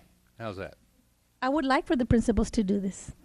Thank you, Again, sir. it goes back, but the football coaches, the principals, and they need to raise the money. No, I think it's a good idea, but then again, it's not. It's an excellent idea to raise money, It sir. should go out there. But we go back to step one. I don't want you raising money for this. because I'm sorry that I'm being like hard, but I'm going down to the nitty gritty. If you need 6,000, I can get out there and raise you $10,000 in 2 weeks, and here's your thing. Go, lady. Hey, I have done it for the baseball teams. I've done it for chess. But here's the thing. They say, no, we don't want it. I can't because we have to respect. That's all I'm saying. Help us open that door. And trust me, you'll get that fundraising and you'll get those tunnels. And you need 5, not 4. That new high school. New high school. High school. New high school. Well, anyone else? Letter B. B, item 7, board calendars. Thank you, Mr. President, members of the board. Going through the calendar, tomorrow we're still in a district staff development day. We have our secretarial in-service from 8 till 12 noon. Our clerical in-service is from 1 till 5. Tomorrow night is our back-to-school rally at Rivetta, 6:30, at 6:30. We have teacher preparation today, teacher preparation day on Thursday and Friday. And believe it or not, on the 24th, first day of class, we got 48,000 plus kids that'll be back on our school buses, parents going back into the classrooms. I'm excited about that day. That's going to be a good day for us. On the 27th, remind all board members and the general public that we do have our summer graduation at 7 o'clock that will be held at Rivetta High School. And then we have our next regular called board meeting on September 1st, which is Tuesday. Any questions? Item 8, public audience. The next item on our agenda is a public comment period. This is a time for citizens, staff, or students to provide their comments to the board. Statements and questions from the audience will not be permitted during other portions of the meeting. So please let us hear from you now if you have comments to present. To have your comments heard tonight, your name and subject matter of your comments must appear on the sign-in sheet, which is located in the rear of the meeting room. Each speaker will be limited to 5 minutes to complete his or her comments. With all due courtesy, the presiding officer will strictly enforce that time limit. If a group of people want to be heard on the same topic, the board asks that they designate a spokesperson to avoid needless repetition. The board has adopted rules to preclude the abuse of open forum by, for example, anyone uselessly repeating the same comment or complaint meeting after meeting. All participants must understand that if your comment in the judgment of the presiding officer constitutes a complaint against an employee or officer, the presiding officer will interrupt and ask you to stop and direct you to proceed with the BISD formal grievance procedures, be that DGBA, FNG, or GF local. With those cautions in mind, we will now be glad to hear the general comments. Thank you, Ms. Perez. John Sorgo, cell phone use in school zones.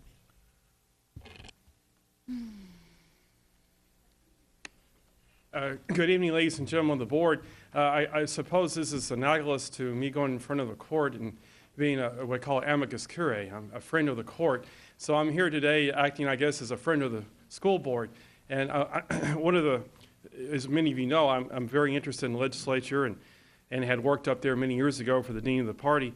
But one of the things I came up here tonight just is I know there's been a lot of confusion about this new law. It's actually House Bill 55, and I'd made some notes tonight to try to unconfuse some of the confusion, because this is the bill, as many of you may have heard or read in the newspaper, what talks about what happens if you're driving through a school zone and you have a cell phone, and is that a violation of the law? What happens? What's the statute say? And all that stuff.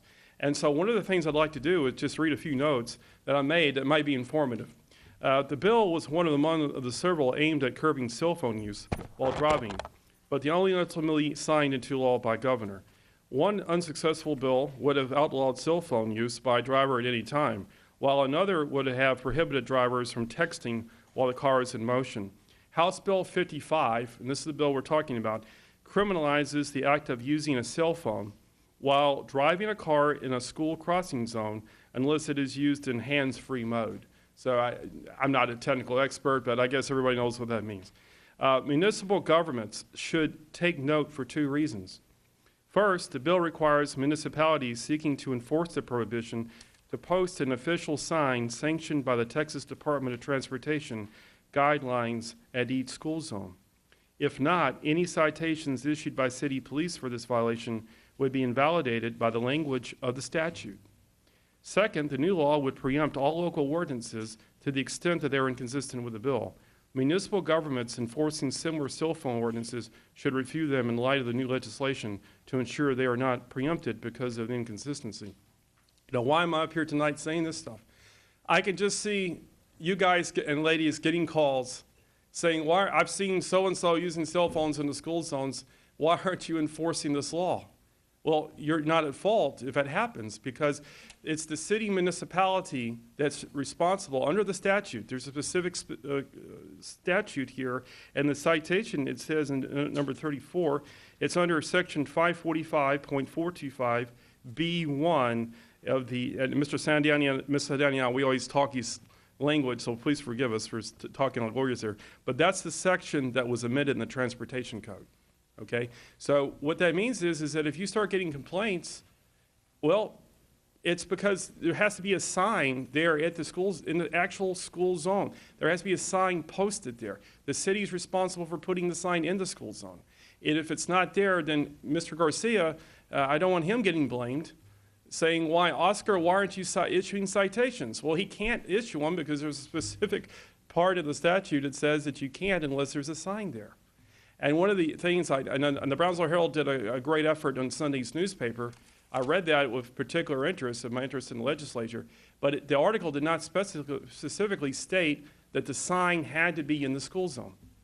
So if there's no sign in the school zone, then the school district can be held liable for not having tickets issued or complaining. It's up to the city to put those signs. And I just wanted to come up here as a friend of the board and just explain that to you, so that when you start getting complaints and the signs aren't there, then I would suggest that possibly you want to contact someone at the city of Brownsville as to whether or not they're planning to put the signs up in the school zones, so that there's no confusion. I hope I have done my good citizenry tonight, and thank you very much. Thank you very much, sir. Thank you. Mr. Martin Hinojosa, motivate our students, young athletes, motivate our young athletes. I'm going to pass out the mascots, the tunnel itself, so y'all can see it. Thank you, Mr. Mosa. Yes, I don't know the best practice. This is my first time here. How to approach. I apologize for that. No, this is perfect time.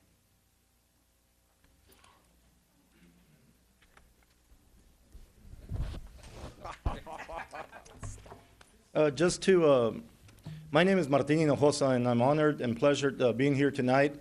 I'm a parent, and I started this football booster club for the students of Hanna High School for the football team. And it's been since October. It's been a lot of hard work on behalf of the parents.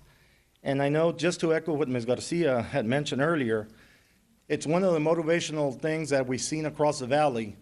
Not only the valley, but I travel a lot in my employment, and I've seen that across Texas. And it's a motivational piece. It's a tool that I would like for you all to see if it can support us. At this moment, we have raised close to $3,000 in behalf of the parent-student, in behalf of the football booster club. And I'm asking, like Ms. Garcia had earlier, echoed, that if you can help us, and I know I have approached the principal, and I know she's very enthusiastic, but yet the funds are limited, and I know she has some other priorities that are needed also. So I'm just asking you all, the board, the community, that if you can meet us halfway with this. The invoice is in the back, and just to let you know, it's $7,245, not including that is not a smoker. It's what you call the, when they come out, that's another piece that we need to order. But if you notice the picture, this is in Canutillo, Texas, and they're golden eagles, and they're orange. For us, the door is going to look gold, and of course, our kids are going to be brown and gold when they come out. 15 foot tall. And at this moment, we already had ordered this. It's in the process of being made, and we as the parents have some goals set for us to meet and pay this.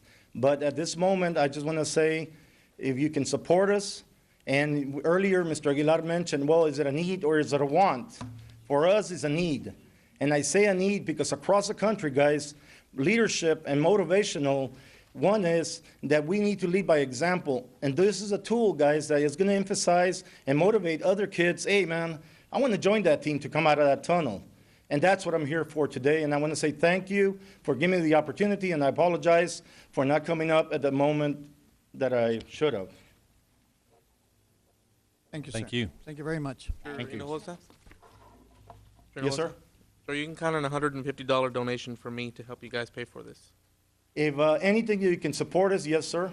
If it's everything within UIL rules. I'll throw in 150 also. I'll do the same. Okay, Mr. Do I have Ortiz? anybody else on the board? Right here. Anybody else? Mr. Springston, the contractors make a pretty good penny. Maybe the contractors can help our high schools, especially the one that built Veterans Memorial. He might want to donate the tunnel for that high school. For that, he might be wanting Scoggins? to look at the charger. Again, sir, just to address, and I know I haven't, right now we've been doing fundraisers from, we did a carne guisada plate this past Saturday after the scrimmage that Hannah had. We raised $1,000. We had done, different fundraisers. I know Joe Rodriguez is supporting us with $1,000 through some funds that he has. So the community has been out there, but just to meet this goal is very expensive.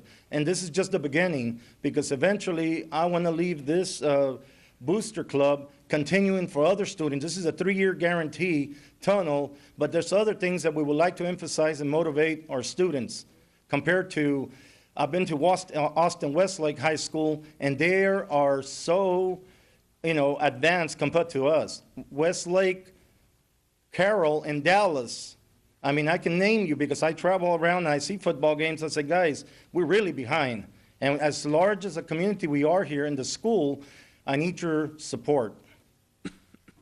Sir, Mr. Aguilar, I'm sorry. And you have the coaching staff and the principal on board to have this tunnel if you raise the funds? Permission has been asked already through Tom Chavez, Ms. Alarcon, and Joe Rodriguez. And just as long we follow UIL rules and we get permission, when we're at home, and like we said earlier, if we're home playing, we can put that up. Unless we're playing away and we're playing like Lopez Lobos, and we need to ask permission to the coach, but at this moment, only home games are being approved, and this is something that we do have a lot of home games upcoming. And sir, you would make the donations to the Hannah No, ma'am. Football You Booster will make Club? it to the Parent Football Booster Club, The and night- it's representing the athletes of the football team. Well, since my children have graduated from that fine school, I commit to help you raise $1,000 more. Thank you very much, ma'am. And I'll take in consideration the people that said it earlier, Mr. Zayas. Yes. Ms. Presas? I sacrificed. My partner here was laughing at me. Okay. Mr. Hinojosa, I think you were lucky because I can afford the 150 now. I feel for the other schools because I don't have a balance on my political fund, whatever it is, because I don't have fundraisers for my political, what do you call them, races, board races. But at this point, I do have 150. You can have it, So you're the first one. The rest, John? Mr. Aguilar, Mr. Springston, let me share this with you. When Mr. Hinojosa approached me, I told him, look, I can help you. I can try to do what I can do, but I don't want the other schools to be left out. So I would like for him to see if he can approach some of the other schools to motivate some of the parents to, invest some time for their own children that are in sports so they can also motivate themselves to start doing a fundraiser. And I mean, we need to not take into consideration the other high schools, and maybe some of those parents just need to be guided how they can do it so the other schools can also have one eventually. It's a very good opportunity for parents to get involved, especially those that are in athletics. It's a good motivation for people. Really, they need to spend some time with the young people, raise money. I have an experience at band boosters when my children were in the band, and we were able to raise money enough to take them to Europe twice. Wow. You see? So we know that we can raise $7,500. We raise over 100 or plus monies to take our band people to Europe for 18 days. So it can be done. I mean, it took us 2 years to do it, but we did it. Of course, there's some discounts and stuff like that. Parents can do a lot of things if they really get together. There's a lot of money that they can raise during the football season because they have a concession stand, don't they? Or only the band? And I'll take Ms. Garcia's recommendation. I don't mind being the mentor for the rest of the Yes. schools. Of course, I have unemployment also, but I don't mind spending some time because it's been a lot of hard work since October, and it's a small unit, but we seems like we're expanding to 9 parents now, so it's going the right direction. Thank you, sir. Yes. And one more time, for clarification, the check donation would be to the Parents Football Booster Club Yes, ma'am. Association Incorporation. Yes, ma'am. This would be, I don't think you can write that much on a check. I've done that before. Write very small. And you did say that you would work with the other schools? I don't mind if you give my name and I can mentor them, but they have to do the legwork also Agree. because it's been a lot of hard work, and this in behalf of this. Yes. Okay, thank you, Sam. Thank you. Is there a phone number, I'm sorry, for you? Yes, the phone number is in the front. Martin Hinojosa in the bottom. Thank you. And I'll email you the people that I heard, for sure tonight. Sir, They're it's witnesses, on right? tape, trust me. It's on tape. It's Can't in get away public- from it. It's live, so the whole Brownsville is watching this. I didn't hear a commitment from you, Mr. Escobedo. I'll commit if Mr. Colunga commits. Mr. Golunga? I'll also match the contribution made by the other Mr. board Cortez? members. As will I. Thank you very much. Thank you. Thank you. And you know where to find us. Item 9. If not, send Chief Garcia after us. Item 9, closed meeting as pursuant to the Texas Government Code, Section 551074 and 551082. A, Level 3 Board Review and Grievance. 8, Level 3 Grievance, Irene Hernandez, 00109-10. I was sure Mr. Colunga was going to say no. We're not going to into our regular meeting. Item 9, Yes. Board action on Level 3 Grievance, Irene Hernandez, 001/09-10. Move to deny level 3 grievance. Second that motion. Been moved and second by Mr. Cortez. Those in favor say aye. Aye. Aye. Those opposed? I abstain. Let the record that, I have to abstain. yes, that Mrs. Peña had to abstain. Yes, sir. Thank you. All right, let's. Item 10, recommend granting approval for the reselling of foreclosed property in the amount of $57,068.96. Mr. Springton on this one, then Ms. Garcia, ¿verdad? Okay, thank you, Mr. President, members of the board. I think you have a booklet that we have provided for you that shows you the property, the pictures of the property. And Mr. Reese, can you give us some more information on that booklet, please? Yes, sir. Mr. Aguilar, board members, Mr. Springston. These are properties that there have been an attempt to sell them at auction, and there were no bids. Consequently, the law provides that they now be resold to a private party. These are properties that have been outstanding for a long time. Some of them may probably have been abandoned. And excuse me, got something stuck in my throat.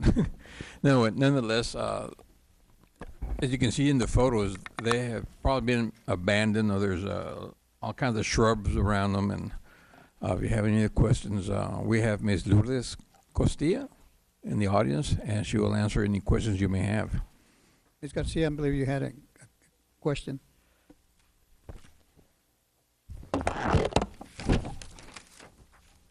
Yes, on these properties, the taxes, they started notifying them just recently, or in prior years were they notified? No, they were notified previously, many times. And would you have documentation in file for that? Not with me, No, But- not right now, but in your files, do you have documentation where they were being, at least where there were attempts in the prior years? Yes, certainly, we would have that information in the files. Mr. This is to the Sines? point where the judgments were taken from the lawsuit, so they would have been notified long before the judgment was taken. Ms. Costilla, I have some questions regarding the procedures on these properties. You guys got judgments against the property owners, correct? Yes, And that then is, after that, you took them to auction to sell. yes. And what happened when you took them to auction to sell? I believe there were no bids that were received at that time. Okay, and all these properties, no bids were received. Do you all start the bid at the amount of taxes that are owed? I am not aware of that. I don't know what amount the bids start at. Okay, but there was no bid received. And you're asking today to get private sales of these properties? Yes, they were put up at a tax resale, and there were some bids obtained there, and it was the highest bid, obviously. And at this time, we would ask that because they were the only bids that were made, that some of them were for below the judgment amount, but nonetheless, it's a bid, and at this point, that would allow the taxing entities to receive some income versus nothing. Okay, at the, when you say a tax resale, how does that procedure work? I'm not 100% sure of how, the exact procedure. I just know that they were sold at a tax resale, but I could certainly get that information of how it. I'd appreciate you can process. forward that to me. Yes, I will get that. Thank you. Courthouse auctions, nobody bought it, so they bring it back for second auction. As opposed to what the tax value is and the sheriff fee and everybody's fee, they started at a lesser, open it up for At all- zero. At zero, and wherever it maxes out, that's the person who they'll bring back that dollar amount to us to decide if we'll accept. Ma'am, do you have the documentation where the first time they went out, there was no bid, absolutely? Nobody bid on these properties? That's what I'm hearing you say. That's why you had to do a resale? At the regular auction, I don't have the documentation with me. I just know they were placed at the tax resale because there was no positive outcome at the regular auction. What they mean by that, at the minimum amount that was owed on it? Right, and I understand that completely, because I see people that, no offense, I kind of work with, in my job, I have to go find some officers to take some cases, and they were standing in front of the courthouse bidding. So I just find it very hard to believe that they got no bid whatsoever, or just not the correct that would match. Is that what you're saying, that they didn't get the They didn't amount? get a bid that matched what was owed on it. So then you do a resale, it's not considered a bid anymore? It's not considered going on in the courthouse and bidding again, or it is? It is, but it's a just called tax a resale when resale. you have to go back and do it and take what you can get as opposed to what you wanted. Exactly. Thank you. I have a Garcia. question. On page 47, there's it says judgment amount due each entity, and then it says amount you will receive. But over here on the judgment amount due each entity, the total of the taxes is $3,906. And this gentleman is buying almost 4 property. I think he's got 5 properties, the same individual. So what it says judgment amount due each entity, BISD, it's $1,963. But I've noticed that on some of them, it indicates amount that we will receive, but this one's got zeros. On some, I don't have the same booklet that you have, but on the ones that were zeros being received for BISD, that's because the bid was below the judgment amount. Actually, the bid was below the cost of the sale. So the cost of the sale, like one of the bids was $2,000, and the cost of the sale were $2,300. And so then there's no money left over for any of the taxing entities to receive any income from there. That's the reason for that, because the cost of the tax resale were higher than the cost to actually have the auction. So we don't get anything, period. For about 3 of them, that is correct, but no taxing entity gets any money from those. So the $3,906 is given to? It goes to pay the costs, the sheriff's fee, the other fees, the abstract, all the other fees that were involved in putting the property for auction.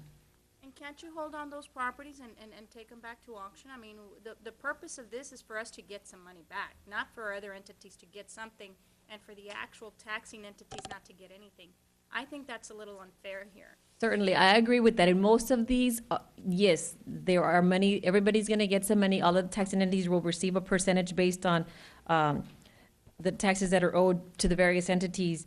But for about 3 or 4, if I'm not mistaken, are the only ones that there will be no money received by any taxing entity. And you know that the prospect buyer, he's got 5 properties. And I just find it pretty unfair that none of the tax entities get anything. I mean, we get nothing, and the sheriff's office has to charge for the filing fees, I guess. And the purpose of us, or for this to happen, is so we can at least get something. Excuse me, Mr. Aguilar. Is it a possibility, I know this is written up the way it is, and there's 4, there's not 3, there's 4. Okay. Is it possible that we could vote on it and exclude those 4 so they could go back out and see if we can, in fact? I mean, is that a believe the possibility? other taxing entities have already approved that and it's just pending, but I suppose Oh. that that is something that you could do, is not approve those. That's in your discretion. But if they approve it, then we're pretty much on a high horse with nowhere to go, right? Of a creek without a paddle, that's what we're saying, because they're gonna get their share. and God help you guys, because we already got rid of it. Mr. Isn't that Reese? right? I believe the other taxing entities have approved even those. Okay.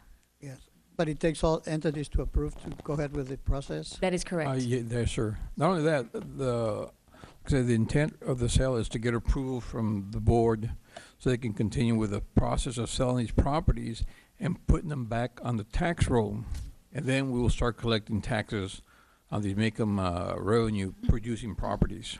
That is correct. That's exactly it, is to sort of recycle them, to get them off the tax roll as, they bad can- debt or whatever you may call it, and then actually have them being properties that taxes can be collected on them.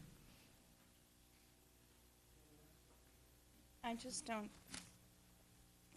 But would it, Mr. Reese and Mr. Aguilar, would it be a problem with going back to, because if all 3 entities must agree for those 4 that give nothing to BISD, would it be a problem with approving and leaving those out? Because they're not in the final total anyway, because there's a 0 total. So is that a possibility? That's what I'm asking. I know, I think that has to be your decision. I mean, let's say we say no. Now, the city and the county has to hold because they haven't gotten the full approval. Am I correct? That's what I'm asking. That's what would happen. That's what I understand would happen. Kind of like when you sell a piece of land, if all 10 of us own it and one doesn't sign, it doesn't sell. It would hold it, yes, it The would. same thing applies here. Yes. I would like to make a motion that we approve all except the ones that have 0. It would be number, 5, 10, 16, 7. it's number 5, 10, 16, and 17. I would like to move that we approve what's presented before us except exclude 5, 10, 16, and 17. Do I have a second? I have a question, too. I'm not done yet. I have some questions on the fees here. We're on this, there's one item, number 20. Well, I guess the thing is that the majority is kept by the majority of the money is goes due to filing fees, and the attorneys that are doing the collections are. And the reason why I'm asking is because we have a property here that was sold for $9,900. And out of those $9,900, the tax entities are only receiving $690. So 9,200 and some go to. No, I think, okay, the one for 9,200, no, This one's 9,911, and I'm just kind of going. I had gone over all of them, and it seems to me that what's being collected on these properties, really, we're not really getting much out of it. The city's not getting from the taxes. I mean, I see here that BISD, out of that 9,911 sell, BISD is only getting 310. But what you have to remember is that prior to this, you were getting no money from them. I And so- understand, I understand. But bottom line is that it seems like the money is going somewhere else instead of really coming to where it's really needed. And I don't know if those fees are really high, or what's the court cost, or what. I have a question here because Well, who's really getting, Ms. you know, Garcia, you have a that question, money? so what is it? Who's getting this, all this, the rest? It's divided into other entities besides the tax entities, or the attorneys? Who's getting this money? The May I ask- may I ask a 9,200? question? Yes, Mr. Is, Chang. is the money prorated among the entities? Or does one entity take the lion's share? How does that work? Forget, the properties are being sold not because of the market value. They're being sold because we need to collect just the tax amount, number one. So it's going to be a lot less than whatever the market may be. Secondly, there are going to be other entities that are going to split the proceeds. And the proceeds are going to be just what you get for the highest bid. And like Ms. Costilla mentioned, no, there's a lot of expenses incurred, in advertising and processing I fees guess and the things que- of that. The question is the actual splitting of the monies, and I think that's what Ms. Garcia Presas was asking. In other words, is the money split, like say, usually the school district's owed more money than, like say, City of Brownsville. I know there's gonna be less money brought in than what is owed, so do we split in a pro rata share of what we're owed, or how's that split? If the money is, right, yes, sir. When they do collect the money, the county will, they're going to split it between the City of Brownsville, and it could be BISD, or it could be BISD and the Navigation District or the college, or whoever has taxing authority on these properties. Right, but did you understand the question? In other words, there's gonna be a lot of entities owed money, but there's less money to be brought in than the entities that are owed money. So how is that money split? Is it split on a pro rata share, or how's it split? You mean, I'd hate to speculate. You really don't know? But it is Not proportionate. that particular issue, no, sir. There are different percentages. In most cases, BISD is receiving 56% I see on one, 71%, 49%. Going to what you say, a lot of times more money is owed to BISD, so it is divided. Exactly. Mr. Aguilar. Peña. Thank you. May I, Mrs. Garcia? Peña. The problem that I'm having is like Ms. Garcia, like for example, the taxes judgment for BISD on number 5, for example. You have the list with you? You looking at what I'm looking at? I don't have what you have. I have my own list, but it's the same ones. Okay, the one for that the judgment is $5,261.56, but the amount of bid was $1,600. Now, was that the total bid on that property period? That's why no one got anything? That's correct. See, that's the problem that I'm having, that how do you give someone a piece of land for $1,600? How did that happen? Where, is this a private auction? I mean, I'm just having a problem swallowing this. Well, obviously, you try to maximize. You want to get the highest bid, but that was the highest bid that was received. I understand that. Now, it's a high bid received, but it doesn't have to be accepted. That's where I'm walking at. That's what I'm looking at. That's the highest bid received at that time. But there's nothing set in stone that you have to accept it. I understand getting the property back on the roll, start paying taxes. I understand that completely. But then we can be back to square one, that somebody gets it, they give it to somebody else for $4,000, and then that person doesn't pay taxes again. We're back to square one. Paying attorneys on something that, when somebody buys it like that, they're going to roll it as fast as they can walk to the bank, which is fine. But I'm just having a hard time swallowing $1,300, $1,200. I'm just having we can raise more money for the tunnel than that. I mean, do you see where I'm coming from? I'm just wondering if we can hold off on those 4. That's my only concern. It's something that perhaps later on we can sit down, all entities involved, and look at the process. They're good questions. Do we have to accept the bid? See, we didn't do the bidding out there, or whatever it is. It's where is the county did it, right? Is that correct? That's correct. All right, so maybe we have our representative here with the board, and Mr. Cortez, and Well, this is something separate, Mr. Aguilar. These are taxpayers who have just not paid their property taxes, and these items, you know, That I got understand, so Mr. far in Cortez, arrears yeah. that the tax firms had to put them up for auction, and then nobody bought them, and they would put them for resale, and this is where we're at. Has nothing to do with. And I know that. What I'm saying is, what Ms. Peña, I'm trying to summarize Ms. Peña saying that she's not very comfortable with the process, how they do it in the county. But that's not our decision. So I'm requesting or suggesting perhaps in the future, Yeah. that somebody from the board, whether you or anybody decides to see that with Colungo, Ms. Perez Garcia, and see with all entities and perhaps come up with a better process so we can generate more monies from these properties that are being sold, you see.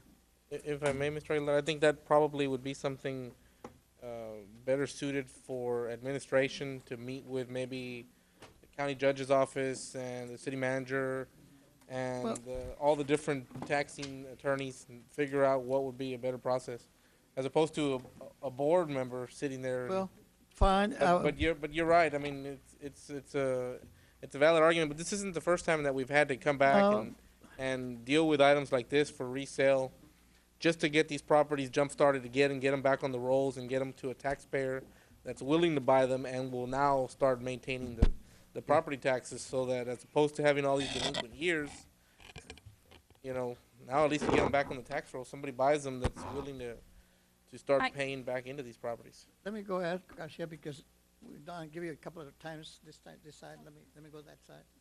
I guess what I want from you, Ms. Costillas, is if you can just show me on one of these properties, just anyone, if you can show me how much was for advertising, how much was for the law firm, and how much was for the court cost.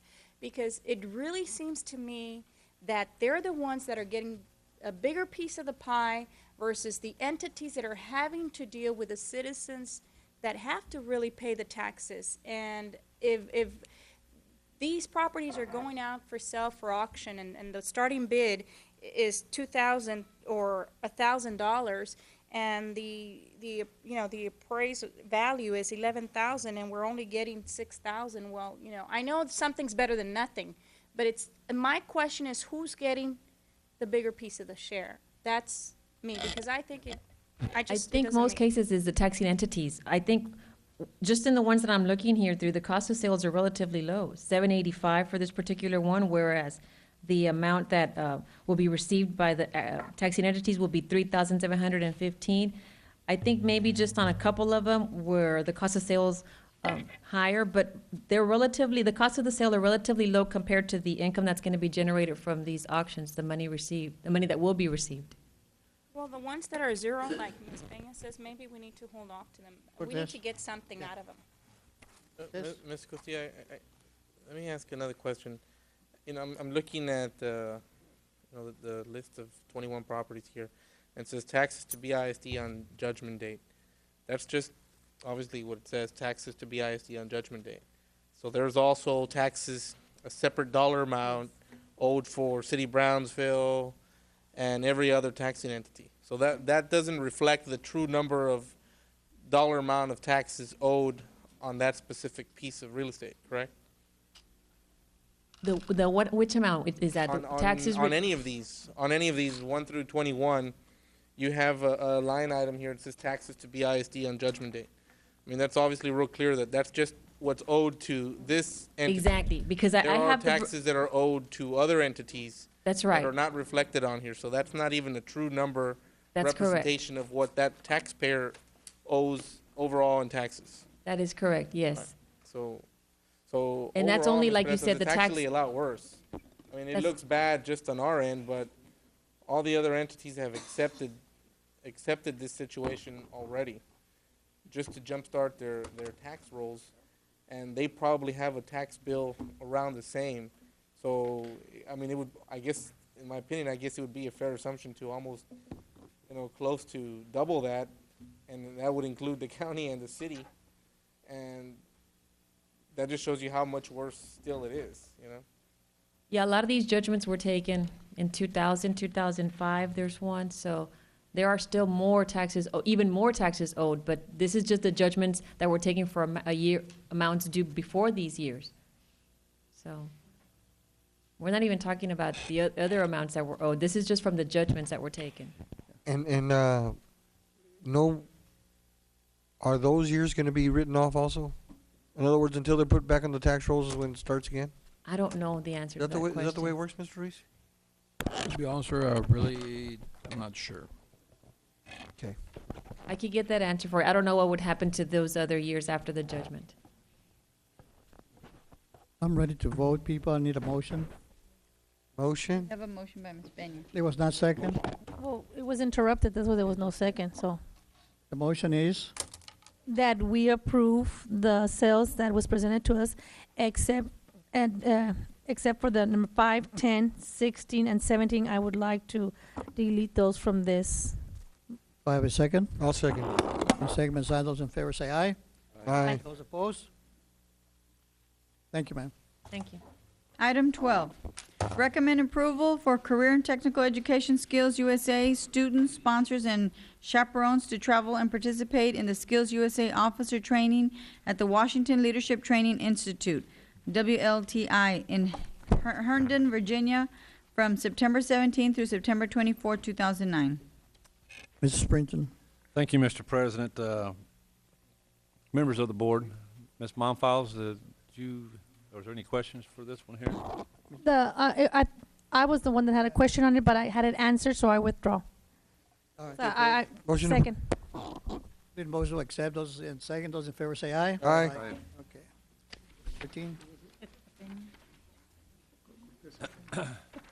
Item 13, recommend approval to continue the placement of Mr. Arturo Castillo as the Director of Education at the Challenger Learning Center of the Rio Grande Valley in San Benito, Texas, for the 2009-2010 school year. Mrs. Springton.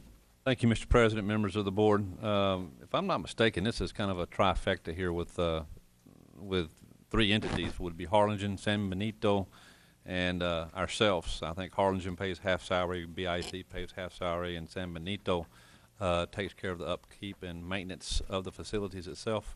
But if you have any questions, Mr. Monfils, we're here to answer any questions. Ms. Garcia, any questions? That's on the That's on item number 13. Director of Education at the Challenge Learning Camp, number 13, in San Benito. How long has this program been in existence, or how long has this administrator That's been? 6 years, right, Ms. Bonfeld? 6 years? 2005. Yeah. Mr. President, Mr. Springton, members of the board, this individual has been there about 3.5 to 4 years, but we have had working relationship with Challenger for at least 7 or 8 years in all.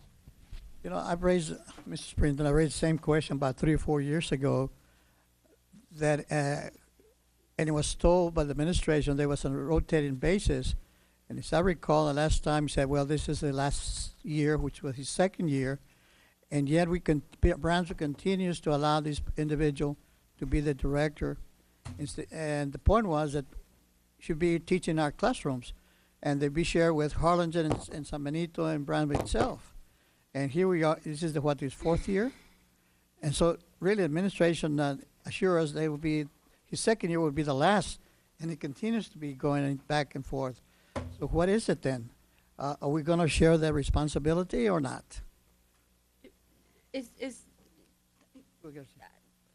What I would like to see is if these programs are being productive and they're working fine for us, yes, we should keep them. But if really they're not being as successful as what we expect for them, and we're using, I believe this is our staff to run those programs, and yet the other school districts are not putting, their part, then it's only costing us, but not the other districts. No, they are splitting the salary. My point is, why is it Brownsville has to sacrifice itself year after year with it?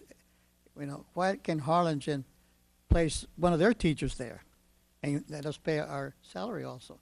So in a sense, Ms. Garcia, not only we put the person there, but also the salary. And this is supposed to be a shared thing. And I'm sorry, Mr. Springton, but 2 years ago, we were told that after his second year, that would be the last one. So I'm really surprised to see that this is his 4th year. Mr. Aguilar, who will I direct myself to for this program? Would it be Ms. Monfaus? From what I read and the information that I have here, it's a successful program. Am I correct? That's correct. And they are sharing half the cost. Am I correct? And our students are benefiting. Am I correct? If we were to pull him out, will our students be able to continue to benefit as much? How does that work? Like, because if we pay for it and half, or we take one of their teachers and we pay half, it doesn't really matter to me who the person is. If they're doing a good job, if we're still going to have to pay, I think it's an honor that it's one of our guys out there doing it, because we've got most of the kids and they know our kids well. They're comfortable with him. We've seen no problems, Ms. Monfiles, with this gentleman and this program. Mr. President, Mr. Springston, it has been very successful. Mr. Castillo is a very effective director. The entity itself is very highly complimentary. The teachers that we've talked to come back, and the program is a very good program. I concur. And nobody's going to be denied the service, because that's the agreement, that's the contract. Whether Hardin provides the director or Brownsville or San Benito, because they're all entitled to certain slots. Right. And science program that they have. And I get to say this is a very good program. The question is, if the agreement was that to be there for 2 years and it keeps on going, see, we could also use that person here full-time, considering some of the science programs that we have here, and some of our programs really need to improve the science scores. That's the whole thing. I mean, why is it that we have to be the only school district provided the expertise while other school districts are not? See, that's what I'm saying. It's not that the program is not successful. It is. And Mr. Aguilar, no pun intended, but it's going to come out, but that's because we're the broad winners. That's why we provide the teacher. I don't think he has to be with Sorry, I just had to say because there was not a size. Mr. Aguilar, I just had to throw I'd like to make a motion to approve. I'd like to second. Okay, a motion to approve, and second. Those in favor say aye. Aye. I'm against. Simply because if the administration had agreed, and then they just kept on going for 2 years without letting us, I mean, I have a problem with that administration. Didn't even know it came up last time, sir. So. Item 14, recommend approval of the 2009-2010 District Scholastic Chess Program Handbook. Mr. Sprinton. We provided the chess handbook this year to you on CD. I hope that you had an opportunity to take a look at it. There were committees. I know that you're a part of the committee, Ms. Pena, and there were some changes that also took place within that committee, and we wanted to make sure that those changes took place and reflected inside the chess handbook. And I believe, Ms. Monfiles, am I correct that Mr. Hammonds is also here today? If there's any questions. Mr. Aguilar, Yeah, Mr. you got a Springsteen, board members, administration. Is Mr. Hammonds in the audience? And Ms. Corina, may I ask both of you to come up to the podium? Mr. Oh, yes. May I ask him a question? Sure. Mr. Hammonds, y'all mind coming up, please? Thank you. Yes, sir. Yes, ma'am. Okay, I got the disc and I went through it. You know, this is my passion because it makes you smarter. And what's on this disc, Mr. Springsteen, Mr. Hammonds, and Ms. Caballero, is a little different. That's what's on our computer here, which mine is dying. So I had to get this big giant book out. So am I to understand that to approve the handbook as it stands tonight would be what's on this disc that I was given, Mr. Springsteen, Mr. Hammond? Yes, ma'am. That is correct. I'm